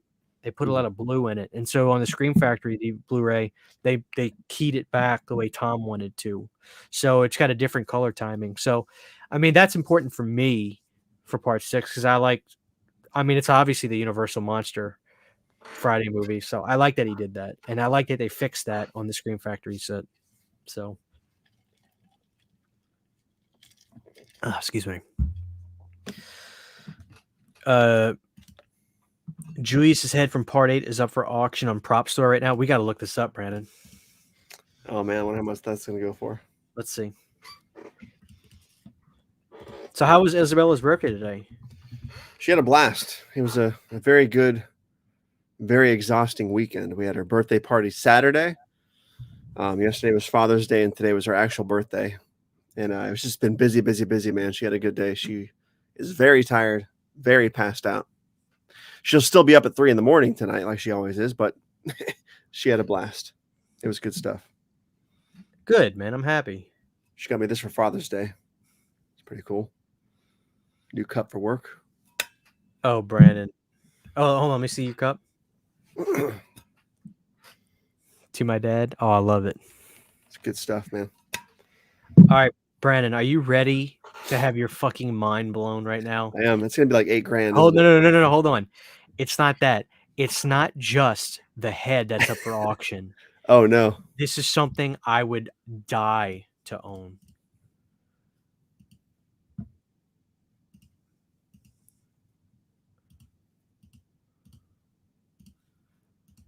Right now, VC Dupree's Jason Takes Manhattan crew jacket is up. Oh, man. Wow. Holy shit. I would die to own something like this. Look, Brandon, it's like what do you call those kind of jackets where it's like the felt kind of body with the leather arms? I don't know what you call it. It's Look, almost like a, I don't know what the fuck the term would be for it. It says click to zoom. All right, is it zooming in? Yeah, it is. You're at 200% right now. Let's see the logo. Friday the 13th, Part 8. It's a pin. That's a pin. Yeah, that's pretty hardcore. Oh my God. Varsity jacket. Justin. Yes. Smith. Yeah. Oh my God, Brandon. Could you imagine if you just won the lottery and like you could just go and buy this stuff? Dude, if I was a multimillionaire, shit would be on. What website is this? Whoa. The Prop Store. Shit. Oh my God, Brandon. Dude. Oh that's my hardcore. God. Oh, I'm sorry. I'm getting used to this zoom thing. Okay, right there. Yeah, that's fucking sick. Look at the art on the Dude, back. that artwork is fucking sick too. It's so 80s. That looks like the mask from the billboard that he sees in the movie. Oh my god, I'm just losing my mind right now. Now you can just buy these outright, or do you have to bid on them? You got to bid. It's called Prop Store. I've never been to this site, I don't think, dude. All right, so it's at 1,500 right now. Is that what that means? Current absentee?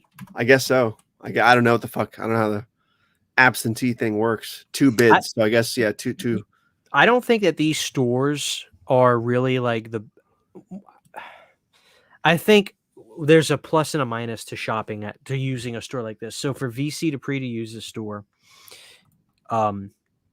this brings him to a big market, but you have to pay a certain percentage to the prop store when you get the money. Then you have to pay like a premium fee or something. Like Sean Clark talked about buying stuff from here. It's really costly. And whatever you think it costs when you buy it, you actually spend a lot more money because you have to pay fees, a buyer's fee, a premium fee. Like he talked about it being really expensive. It sounds like that Japanese auction place I bought that Funhouse and Return of the Living Dead thing from. Oh, There's check so it out, many Brandon. weird The script. That's fucking sweet. Ashes to ashes. So you're telling me basically that's VC Dupree himself probably selling that jacket. It's not like a collector. That's why he's using this site to sell the stuff. All right, who signed it, Brandon? What does this say? VC. Betty McNally. It's been a great pleasure knowing you. You will make it in this biz. I know it. God bless Betty McNeely. Can you Google who that is? Betty McNeely. So we can know which. I want to say that's the mom. Well, not the mom, but the teacher. That's like, you're a great student. You know, Stephen King apparently used this. Yeah, it's the teacher. No. I'm sorry. She's not the teacher. She's the assistant director. Oh, okay. She's the assistant director. I can't tell who this is. It's hard to read. Charlene. Check this one out, Brandon. VC, it's been great working with the... What's that say? With the guy with the muscular bod. Hope to see you again soon. Charlia, Tamara. Oh, Tamara. The girl played Tamara. Tamara, excuse me. Tamara. Is Tamara there? VC, still happy to have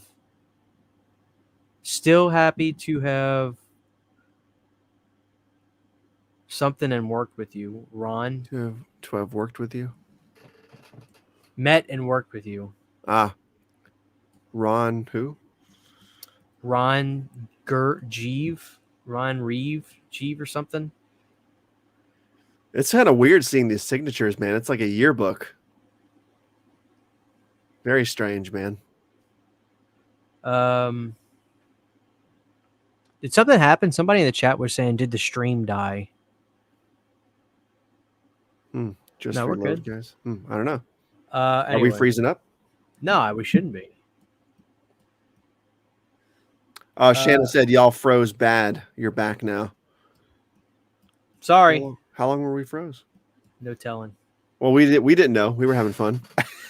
All right, Brandon, let's look at this. Oh, we got a hockey mask.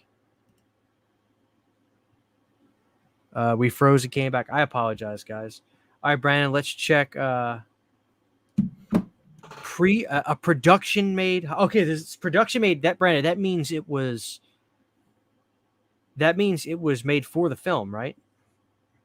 A production made hockey mask. Yeah. All right, let's share the screen and we'll look at that. Whether it was actually shot on screen or not, that it looks like they have some information on it. All right. So this is the production made hockey mask. Brandon, $15K is where it's at right now. I want to know which version this was, if it was actually on screen or not, though. It looks sort of derpy. Let's see. Like, was it actually used on screen? Gifted to the senior effects coordinator, Tony Lazarowick, at the end of filming, this cast acrylic hockey mask was made for production by Lazarowick as I a knew it. stand. I knew it. Ultimately unused.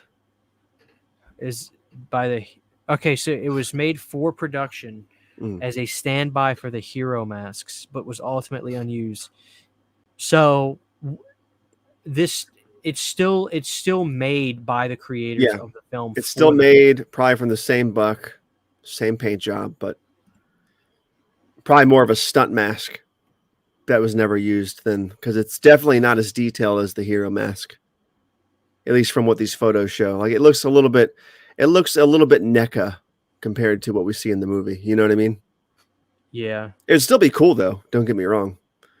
But like I can imagine like screen use to be like 20K. Some photos make it look really bright, but this one makes it look darker. This photo that they got.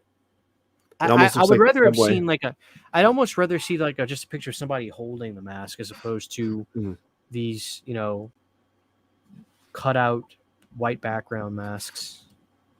I mean, what do you think about the detail on that though? All the scratching and the weathering.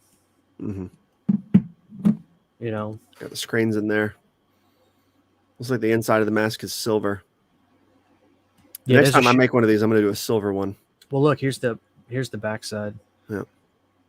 And look at that, Brandon. They put mesh. Yep. Glue, what is that? Did they glue it or something on there? Yeah. That's what it looks like.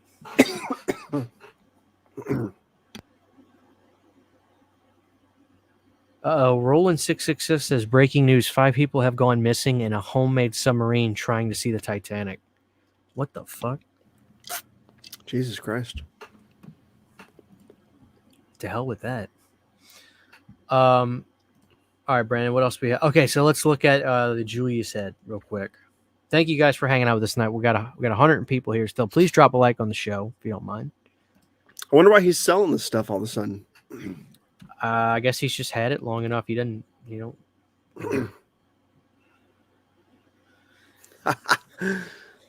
Current starting bid at $600. Yeah. How much longer is that going for? It's only at $1,000 right now. Dude, I wouldn't be. Dude, surprised. I'll fucking bid on that shit. I will bid on that shit if it stays low enough. Shannon ain't gonna let you bid on that. I'll take a loan out of the fucking bank. If it stays under $2,000, I might even bid on that thing. Look at that. Could you imagine if I had that right here? Let's see what this says. There's no way.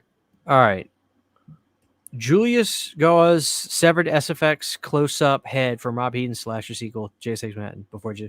Originating from a source close to production, this lot consists of one highly detailed severed head composed of a hard cast foam painted to resemble skin.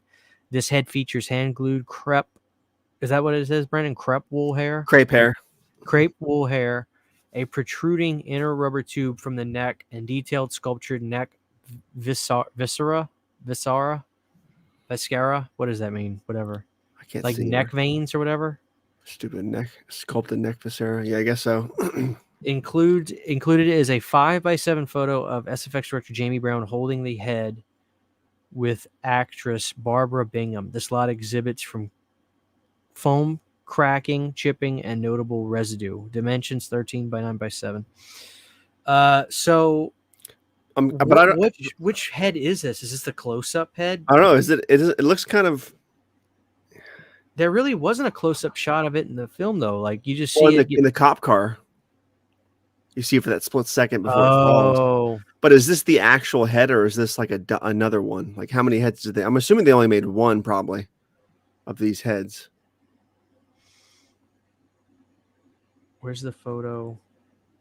Okay, let me see something. Here's the bottom side of it, and here's a shot of it. That doesn't look like the same head that got knocked off. Look how red that is. Now, is that just from... That might have been a stunt head right there. Because I think he says they had a stunt head for the falling scenes that hit the dumpster and stuff, and then one for the close-up. The one that's auctioned off might be the close-up head. I think it is a close-up head. I think that's what that is. So if that's the head, I would love to have it. I think that is the close-up head. Dude, that would be so sick. Buy it, Christian. Brandon about to be a single man. It is cool, dude. That's nuts, man. I never knew about this fucking site. If I was rich, I would be all about this stuff. Oh shit, Brandon. I'm looking at it. Yeah, I saw it. Mario Kenner Collection crew sweater. Do I have this pulled up on the StreamYard right now? Yeah, I do. Yeah. Brandon, this is you. There you go. Wait a minute. 300 to Brandon, 600 whoa. bucks. Brandon, look at the shirt. Hold on. Look at this. Look what it says. They Oh, put that's Vancouver fucking over it. genius. That's hilarious. So it was a joke to them even back then. Oh yeah. Oh yeah. This is a crew neck. Let's see what this is about. Was this made for the film too? Oh, there's other photos. Oh my god, that's cool. Maybe this broad works for Paramount or something. I don't know. Worked. She probably did. But yeah, that's fucking dark. Knock on wood. Jesus Christ. All right, let's see. Now, Brandon, we just need to knock this off and make our own version of this so we could sell it to people. For sure. A crew sweater from the production of Rob Heaton's slasher sequel, Part 8. This black sweatshirt, size large, features a printed image of a hockey mask in Manhattan cityscape above the film's title, with a red Vancouver cancel stamp across the word Manhattan. Custom crew sweaters like these were made for the crew due to the production mostly being filmed in Vancouver. Also included is a behind-the-scenes photograph and a letter of authenticity from a crew member who was gifted the sweater at the end of production. The sweatshirt exhibits fading and shrinkage from age and use. This lot comes from the Friday the 13th Props Museum collection of Mario Kerner.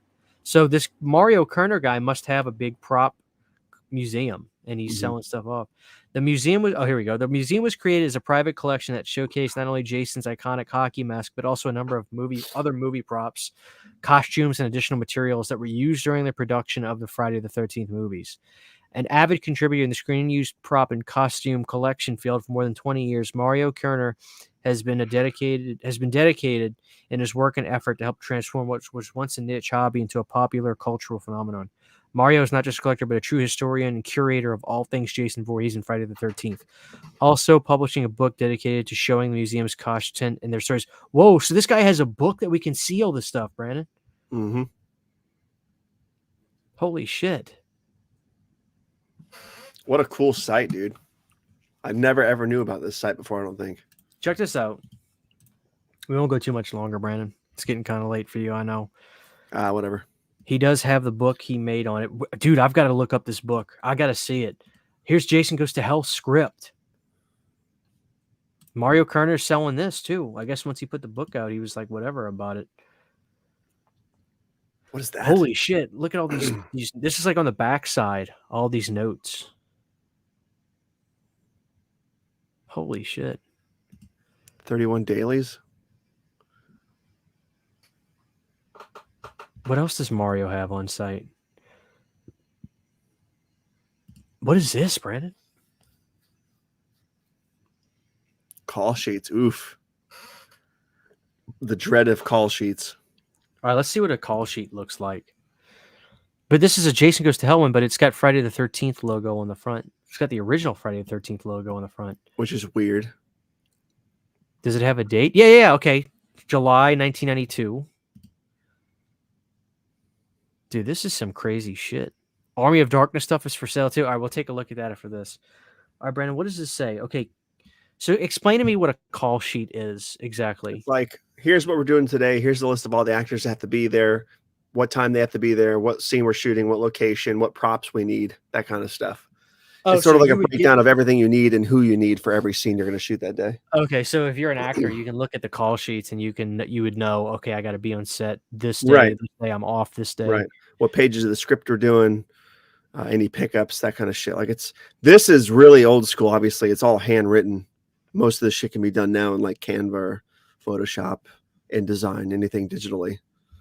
But in college, we did these handwritten like this, and it was fucking, I cannot stand them. Because look at it.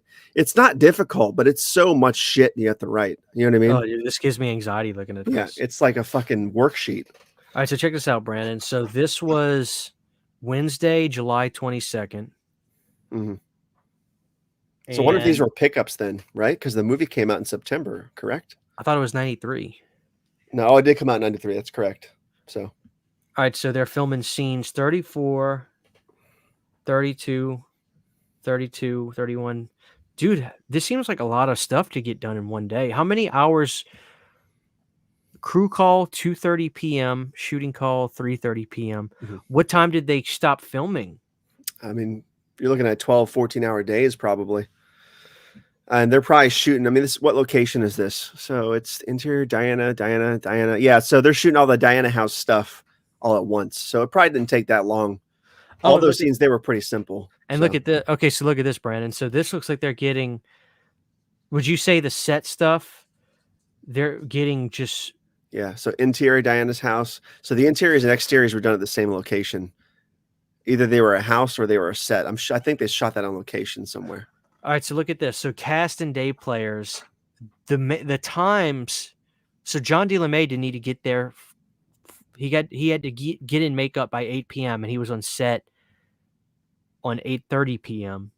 So this means that all this stuff, that all the crew and shooting calls that started at 3, does it just take that long to set stuff up to be able to start filming and stuff before the actors even get there? Like, does that sound right? Like it's that much of a process to have lights, audio. I mean, plus, yeah, they're setting up, and plus they're probably getting a lot of shots that don't involve actors. Setup shots.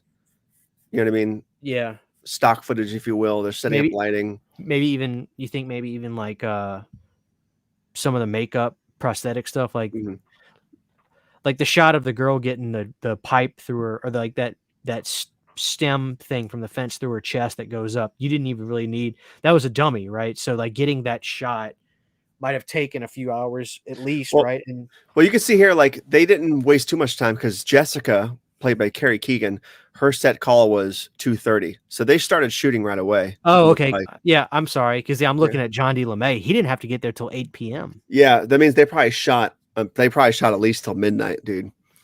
Because they were shooting the scenes at night where Jason actually kills her, puts the thing through her back and shit. So they shot all the day stuff and the night stuff. I mean, good for them. I wonder if they got it all done, if they accomplished it or not. That's crazy. All right, so here's Thursday. So wait, what was that? Okay, that was Wednesday. This is Thursday. Back to back. And this stuff it's exciting thinking about it, though. All right, Brent, let me ask you this, because like I feel like you're the only person I could ask about this stuff. Like, what does this mean? EXT voorhees house, scene 27. What is EXT voorhees? Exterior. House? INT is interior. So exterior is exterior. Do you think this could have been like the mailbox scene? So exterior voorhees house, establishing shot. It could have been. Let's see. So exterior voorhees house. Stephen walks up. They pull up in stolen car. They crash through the window. Steve and Jason fight. They were really vague in these, but that's all you really have to be.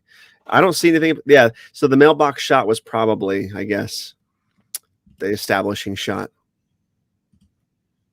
Okay. That probably wasn't even really.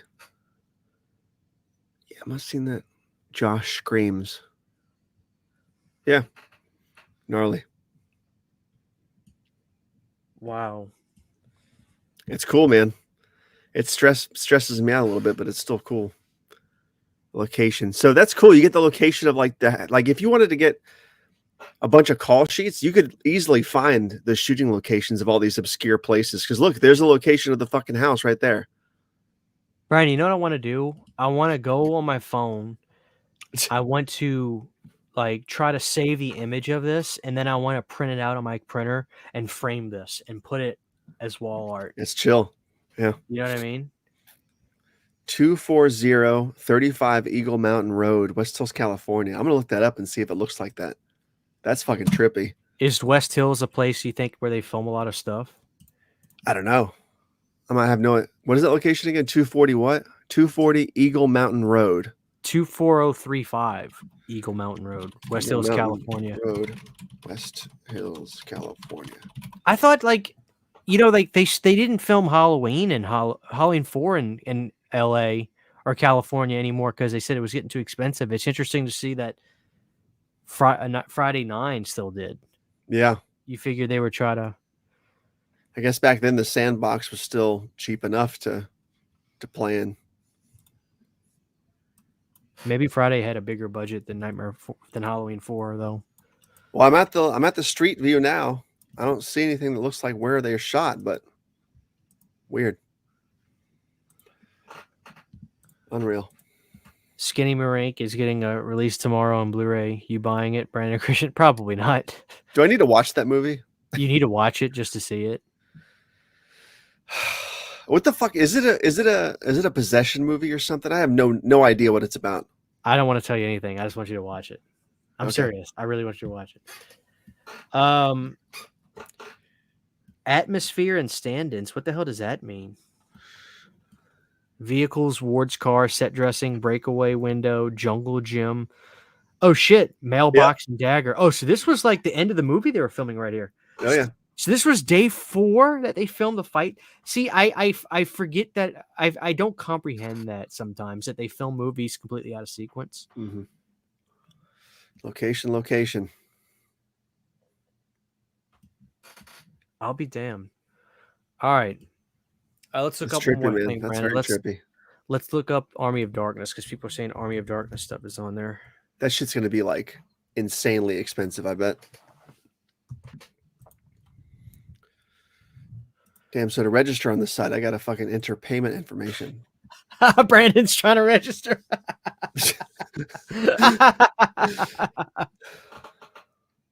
Full-size Deadite puppet. Oh my god, Brandon. $25,000 to $5,000. I can afford that. Oh, dude, that was the picture of this on the header of this. We should have known. It's hard to tell though, you know. Let's get a close up look at this. Oh my god, dude. Look at the foam cracking at the I'm actually surprised this stuff's in as good a condition as it is. That's crazy. I want a huge dungeon room full of this crap.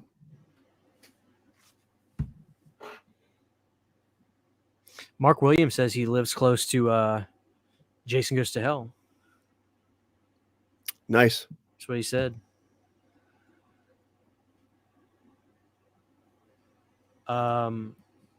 Wow. If I was a millionaire, man.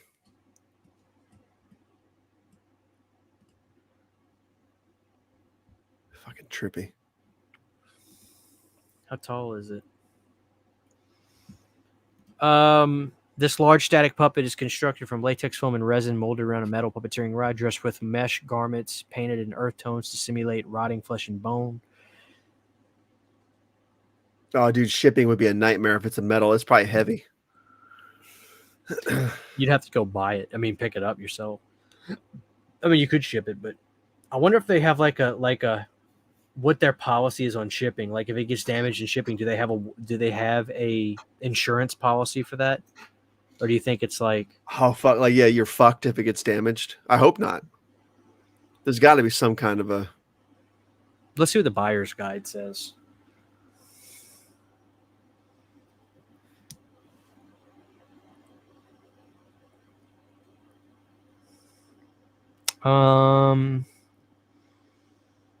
Buyer will be able.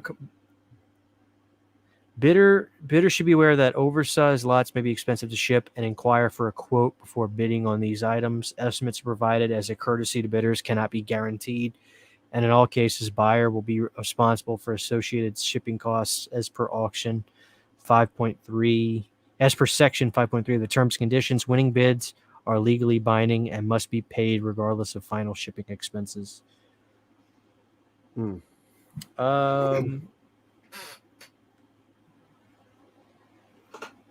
don't know. There may be something about that in here.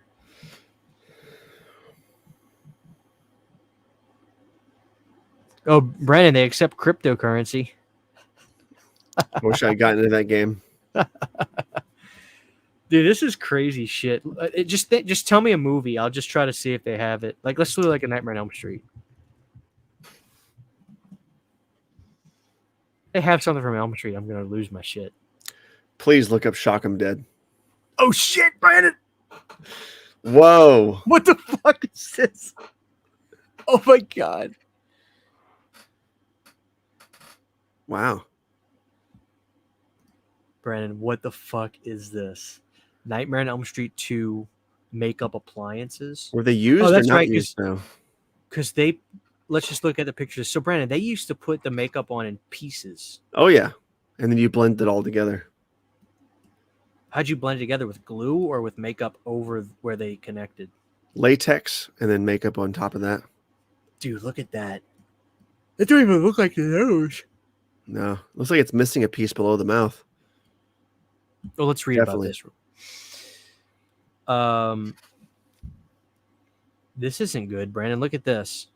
Why are the images that they use from Dream Warriors for this? Did they use the same design for Dream Warriors? I know they didn't use the contacts or the same teeth, but I think they might have used the same makeup. Or maybe I'm wrong about that. I don't know. Let's see. Let's look really quick. The 7-piece foam latex appliance set is painted in extensive detail to resemble pink and orange burn and scar flesh. Blah, blah, blah. A set of Freddy Krueger makeup appliances from Jack Shoulder's horror sequel, Nightmare on Elm Street 2. Special effects makeup appliances were used to give actor Robert Englund the burn appearance. So what does this mean? Was this screen used or what? I don't see anything screen used. It could have just been extra, technically. Oh, shit, Brandon, a Dream Child glove. Dude. 20 to 40 grand. Yeah, you're getting to expensive shit right there. I'm surprised it's that cheap, actually. You think about it, I think it would be way more expensive than that. So the Dream Child glove, that's when they started having like those burned in almost letters on the gloves and stuff, right? That's what it looks like. I don't remember that being on the original glove or anything. I don't remember the glove being that light colored. And well, the film's so dark. Sometimes it's hard to see. Let's see. We'll make this the last one. This lot consists of a tan color leather glove at the tip. Let's see. Blades were dulled by production. I mean, this has to be screen used. Otherwise, why would it be sold on here? How many gloves did they have in that movie? Just one, or did they have like 2 or 3? They have to. Well, I know that they had to have. They had a blunt one. They had a dulled one, which means like, the dull blades one couldn't cut you. Yeah. Yeah, which this says that these are dulled by production. Right. So it's probably So it might have been the ones that he used more in the film. All right. So this lot consists of a tan colored leather glove with the tip and palm cutout. It also features the 4 iconic stainless steel razors, affixed to metal blade fingers with a single joint point riveted to a back plate. The finger blades, plates, and gloves back plates are fastened with brass colored rivets. The metal plates feature decorative metal accents. The inside of the glove is hand marked with Ryan Effner, 1989. Also included is a letter of authenticity from the Ryan Effner collection and a secondary certificate of authenticity. Production purposely distressed this glove to make it look bloody, grimy, and tarnished. This glove exhibits discoloration and notable residue. But see, I feel they should say Robert did in fact use this glove in the film for, X, Y, and Z scenes to let people know, Maybe we're just supposed to assume that everything here is like a prop, meaning by definition part of the film. But yeah. Oh shit, Brandon. Yeah, it's the motorcycle guy. That is fucking crazy. How much is this? $7,000. Jesus Christ.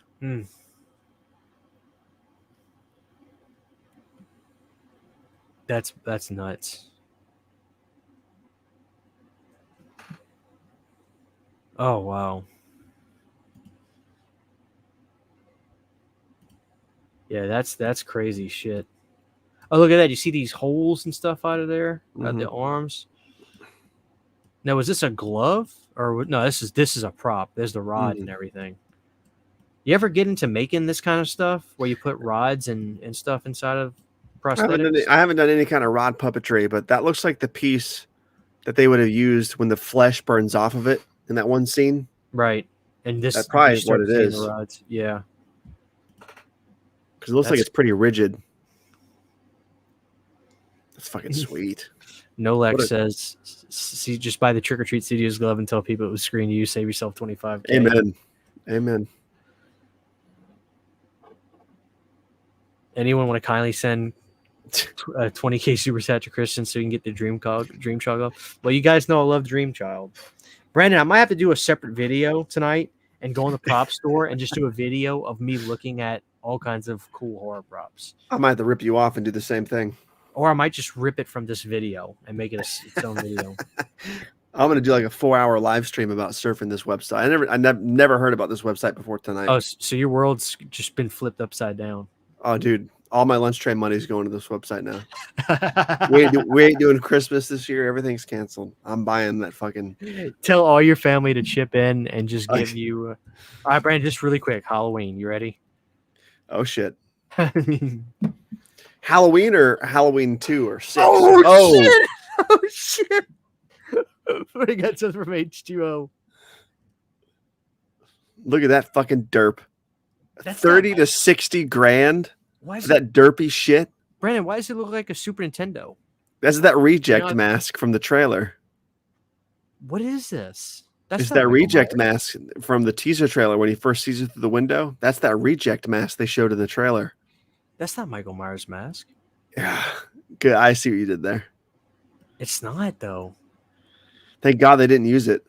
Remember, Nicotero said the same thing when they saw the teaser with that footage. Somebody stood up and said, "That's not Michael Myers' mask." But dude, look at is this color because of the sun or? It's just aged. It's latex masks do that after a long time. It's probably really hard too. That's a fucking travesty.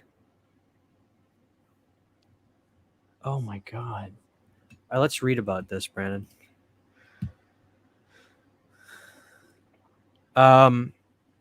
Michael Myers stunt mask from Steve Miner's slasher sequel Halloween, blah, blah, blah, blah, blah.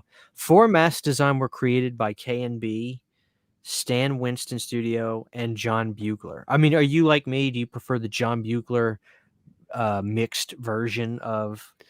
Yeah, the mask that we see in the opening scene is so Halloween 6. I'm like, they should have just used that mask the whole time. But it was slightly modified, right? Did they make the neck longer or not as long? I think the neck was... See, it's hard to tell because when Buechler showed us those masks in those special features, he's like, this is a modified H6. I'm like, that just looks like an H6 to me. I didn't see a difference. So I'm not really sure what they did to modify it. Dude, you know what? I'm pretty sure he actually showed the masks that was used in the intro in this DVD. I think he did. He had them all lined up. Yeah. But whatever one it was that looked the most H6 that they used in the opening, I was like, dude, they should have used that mask. Anyways, let's continue. This is one of the original K&B masks, most notable for the lack of detail in the ears, molded from latex rubber based off of the William Shatner mask from John Carpenter's Halloween. Mask of the style appeared in the DVD release cover of this style. Appeared in the DVD release cover, promotional lobby cards, and at various points at the film. It is painted peach color with brown eyebrows, synthetic brown hair, and an intentional split up the back for the performer's ease. This mask exhibits minor holes and blemishes in the rubber and some discoloration on the fence. Some discoloration on the face. I see. I almost Harry and the Hendersons, dude. Yes, I almost feel. Oh, here's the knife from Halloween show. I almost feel like you'd have to call and just get more information about some of this stuff. Like, yeah, because if I'm going to drop that much, I want to know this was shot on camera. What the hell is that, Brandon? That looks like a. That's not Michael, even remotely. Oh my god. This is swerving me. I'll show you what it is. At least what I think it is. Guys, drop a like on the show if you don't mind. About to start wrapping it up. I want to send it to you in the private real quick. You could probably, Brandon, see if you can request screen share. You could probably do it. Okay. Where do I go for that? Settings? Present. And you share screen. I have to approve it, but I can approve it. Share screen. Share screen. Allow StreamYard.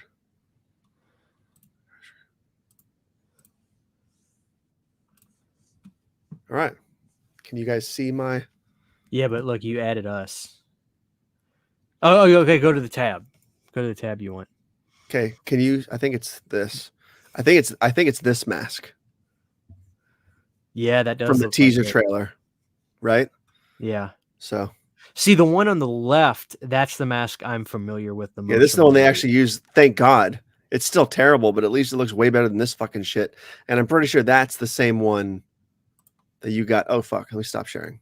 So Pretty sure the that's the teaser, same. so the teaser trailer mask that was only used, and that's what we just saw. That was only used for the teaser trailer. Yeah, I think so. I think it might be in a couple more places in the film.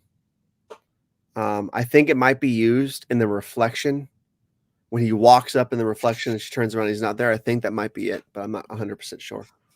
How much for the digital file of the H2O CGI mask? It's an NFT now. Anyway, guys, that was really fun. We had a great audience tonight. Strong audience. We still got 104 people here. Please, if you don't mind, just drop a like on the show. I'd appreciate that. Brandon, this was another Planet Dirty. Before we wrap it up, let's hear a word from our sponsor. It's time to really start thinking about outdoor entertaining. And Pathmark's ready with big coupon values like these. Buy any package of fresh chicken parts from Pathmark's Fresh Quality Meat Department, and you'll get a bottle of Kraft barbecue sauce free for a value-pack barbecue. Buy a quart jar of Kraft mayonnaise and get a can of Star-Kissed chunk-like tuna free for a delicious tuna salad platter. 24 hours a day, you get values like these at Pathmark. Too Anyway, damn good. Brandon, I miss glass bottle stuff. Wouldn't it be nice to have a glass bottle of barbecue sauce? Mhm. Oh yeah, I so used easy to clean up when it falls. I used yeah, but I used to miss going to the diners when I was a kid and having glass ketchup bottles. I swear to God, it tastes better. Yeah, you can never get the ketchup out, but once you did, it tasted really good. Dude, there was a crisp and freshness to the glass bottles that I try to find them, but you can't find them anymore. No, I'm sure they have to exist somewhere. I'm assuming, right? I wish we could bring glass back. Glass Cokes, glass, which they still make those. You have to find them at special gas stations, but I go and get glass Cokes still. I love glass Cokes. It tastes good. All right, Brandon, what's coming up on Tabata Vision? I have Halloween Ends video essay coming out this week. I have a Just a Thought video coming out about the Twisted Metal TV show, which I just ramble on and on about. I have a couple of Let's Make a Thumbnail things this week, and I think that's pretty much it. So it'll be a decent amount of stuff this week. Decent amount of stuff. I've got Kill Her Goats coming out tomorrow on my channel. I'm gonna do a Living Dead video. I think I am gonna do a prop store video. That was too fun, and I want to be able to talk a little bit more about those. That was really cool. I've also got some physical media reviews coming up. I know that I got some screener reviews coming up. I'll have Subspecies 5 coming. What else? I will be getting copies of Ghoulies on 4K and stuff like that. I can't wait to review those, guys. I love those movies. What else? Something else. There's something else. Oh, the Toxic Avenger movies on 4K. I can't wait to experience those. So, and I will be doing retrospectives on Chris Lake Memories, Never Sleep Again, and I'll do the thing, guys. planetchh@yahoo.com. If you own either of those on DVD or Blu-ray, send me a picture of you, preferably holding it. That way it's a little bit more personal. I'll put you in the videos like I have been doing with the previous ones, and it's been really fun. But I will be doing my retrospective video essay on Night of the Living Dead Reanimation. Can't wait for that. I really love doing that kind of stuff. So busy. And again, if you're a patron on my channel, you get these videos ahead of everybody else days in advance. So this is awesome, Brandon. Brandon, what do you think about the Pathmark show? It was a fun time. It was different. It was crisp. Was a fun time. It was crisp. It was. Well, guys, let me say this. Tonight's Monday. This is the start of your week. Hopefully, we'll kind of give you, this show gave you a little bit of a boost to think about some fun stuff. And I know somebody's gonna be like, "Fuck, I just want to watch Jason Takes Manhattan this week now," because yeah. they looked at cool sweatshirts. But we love you guys, and we'll see you at the next Planet Dirty. Take care.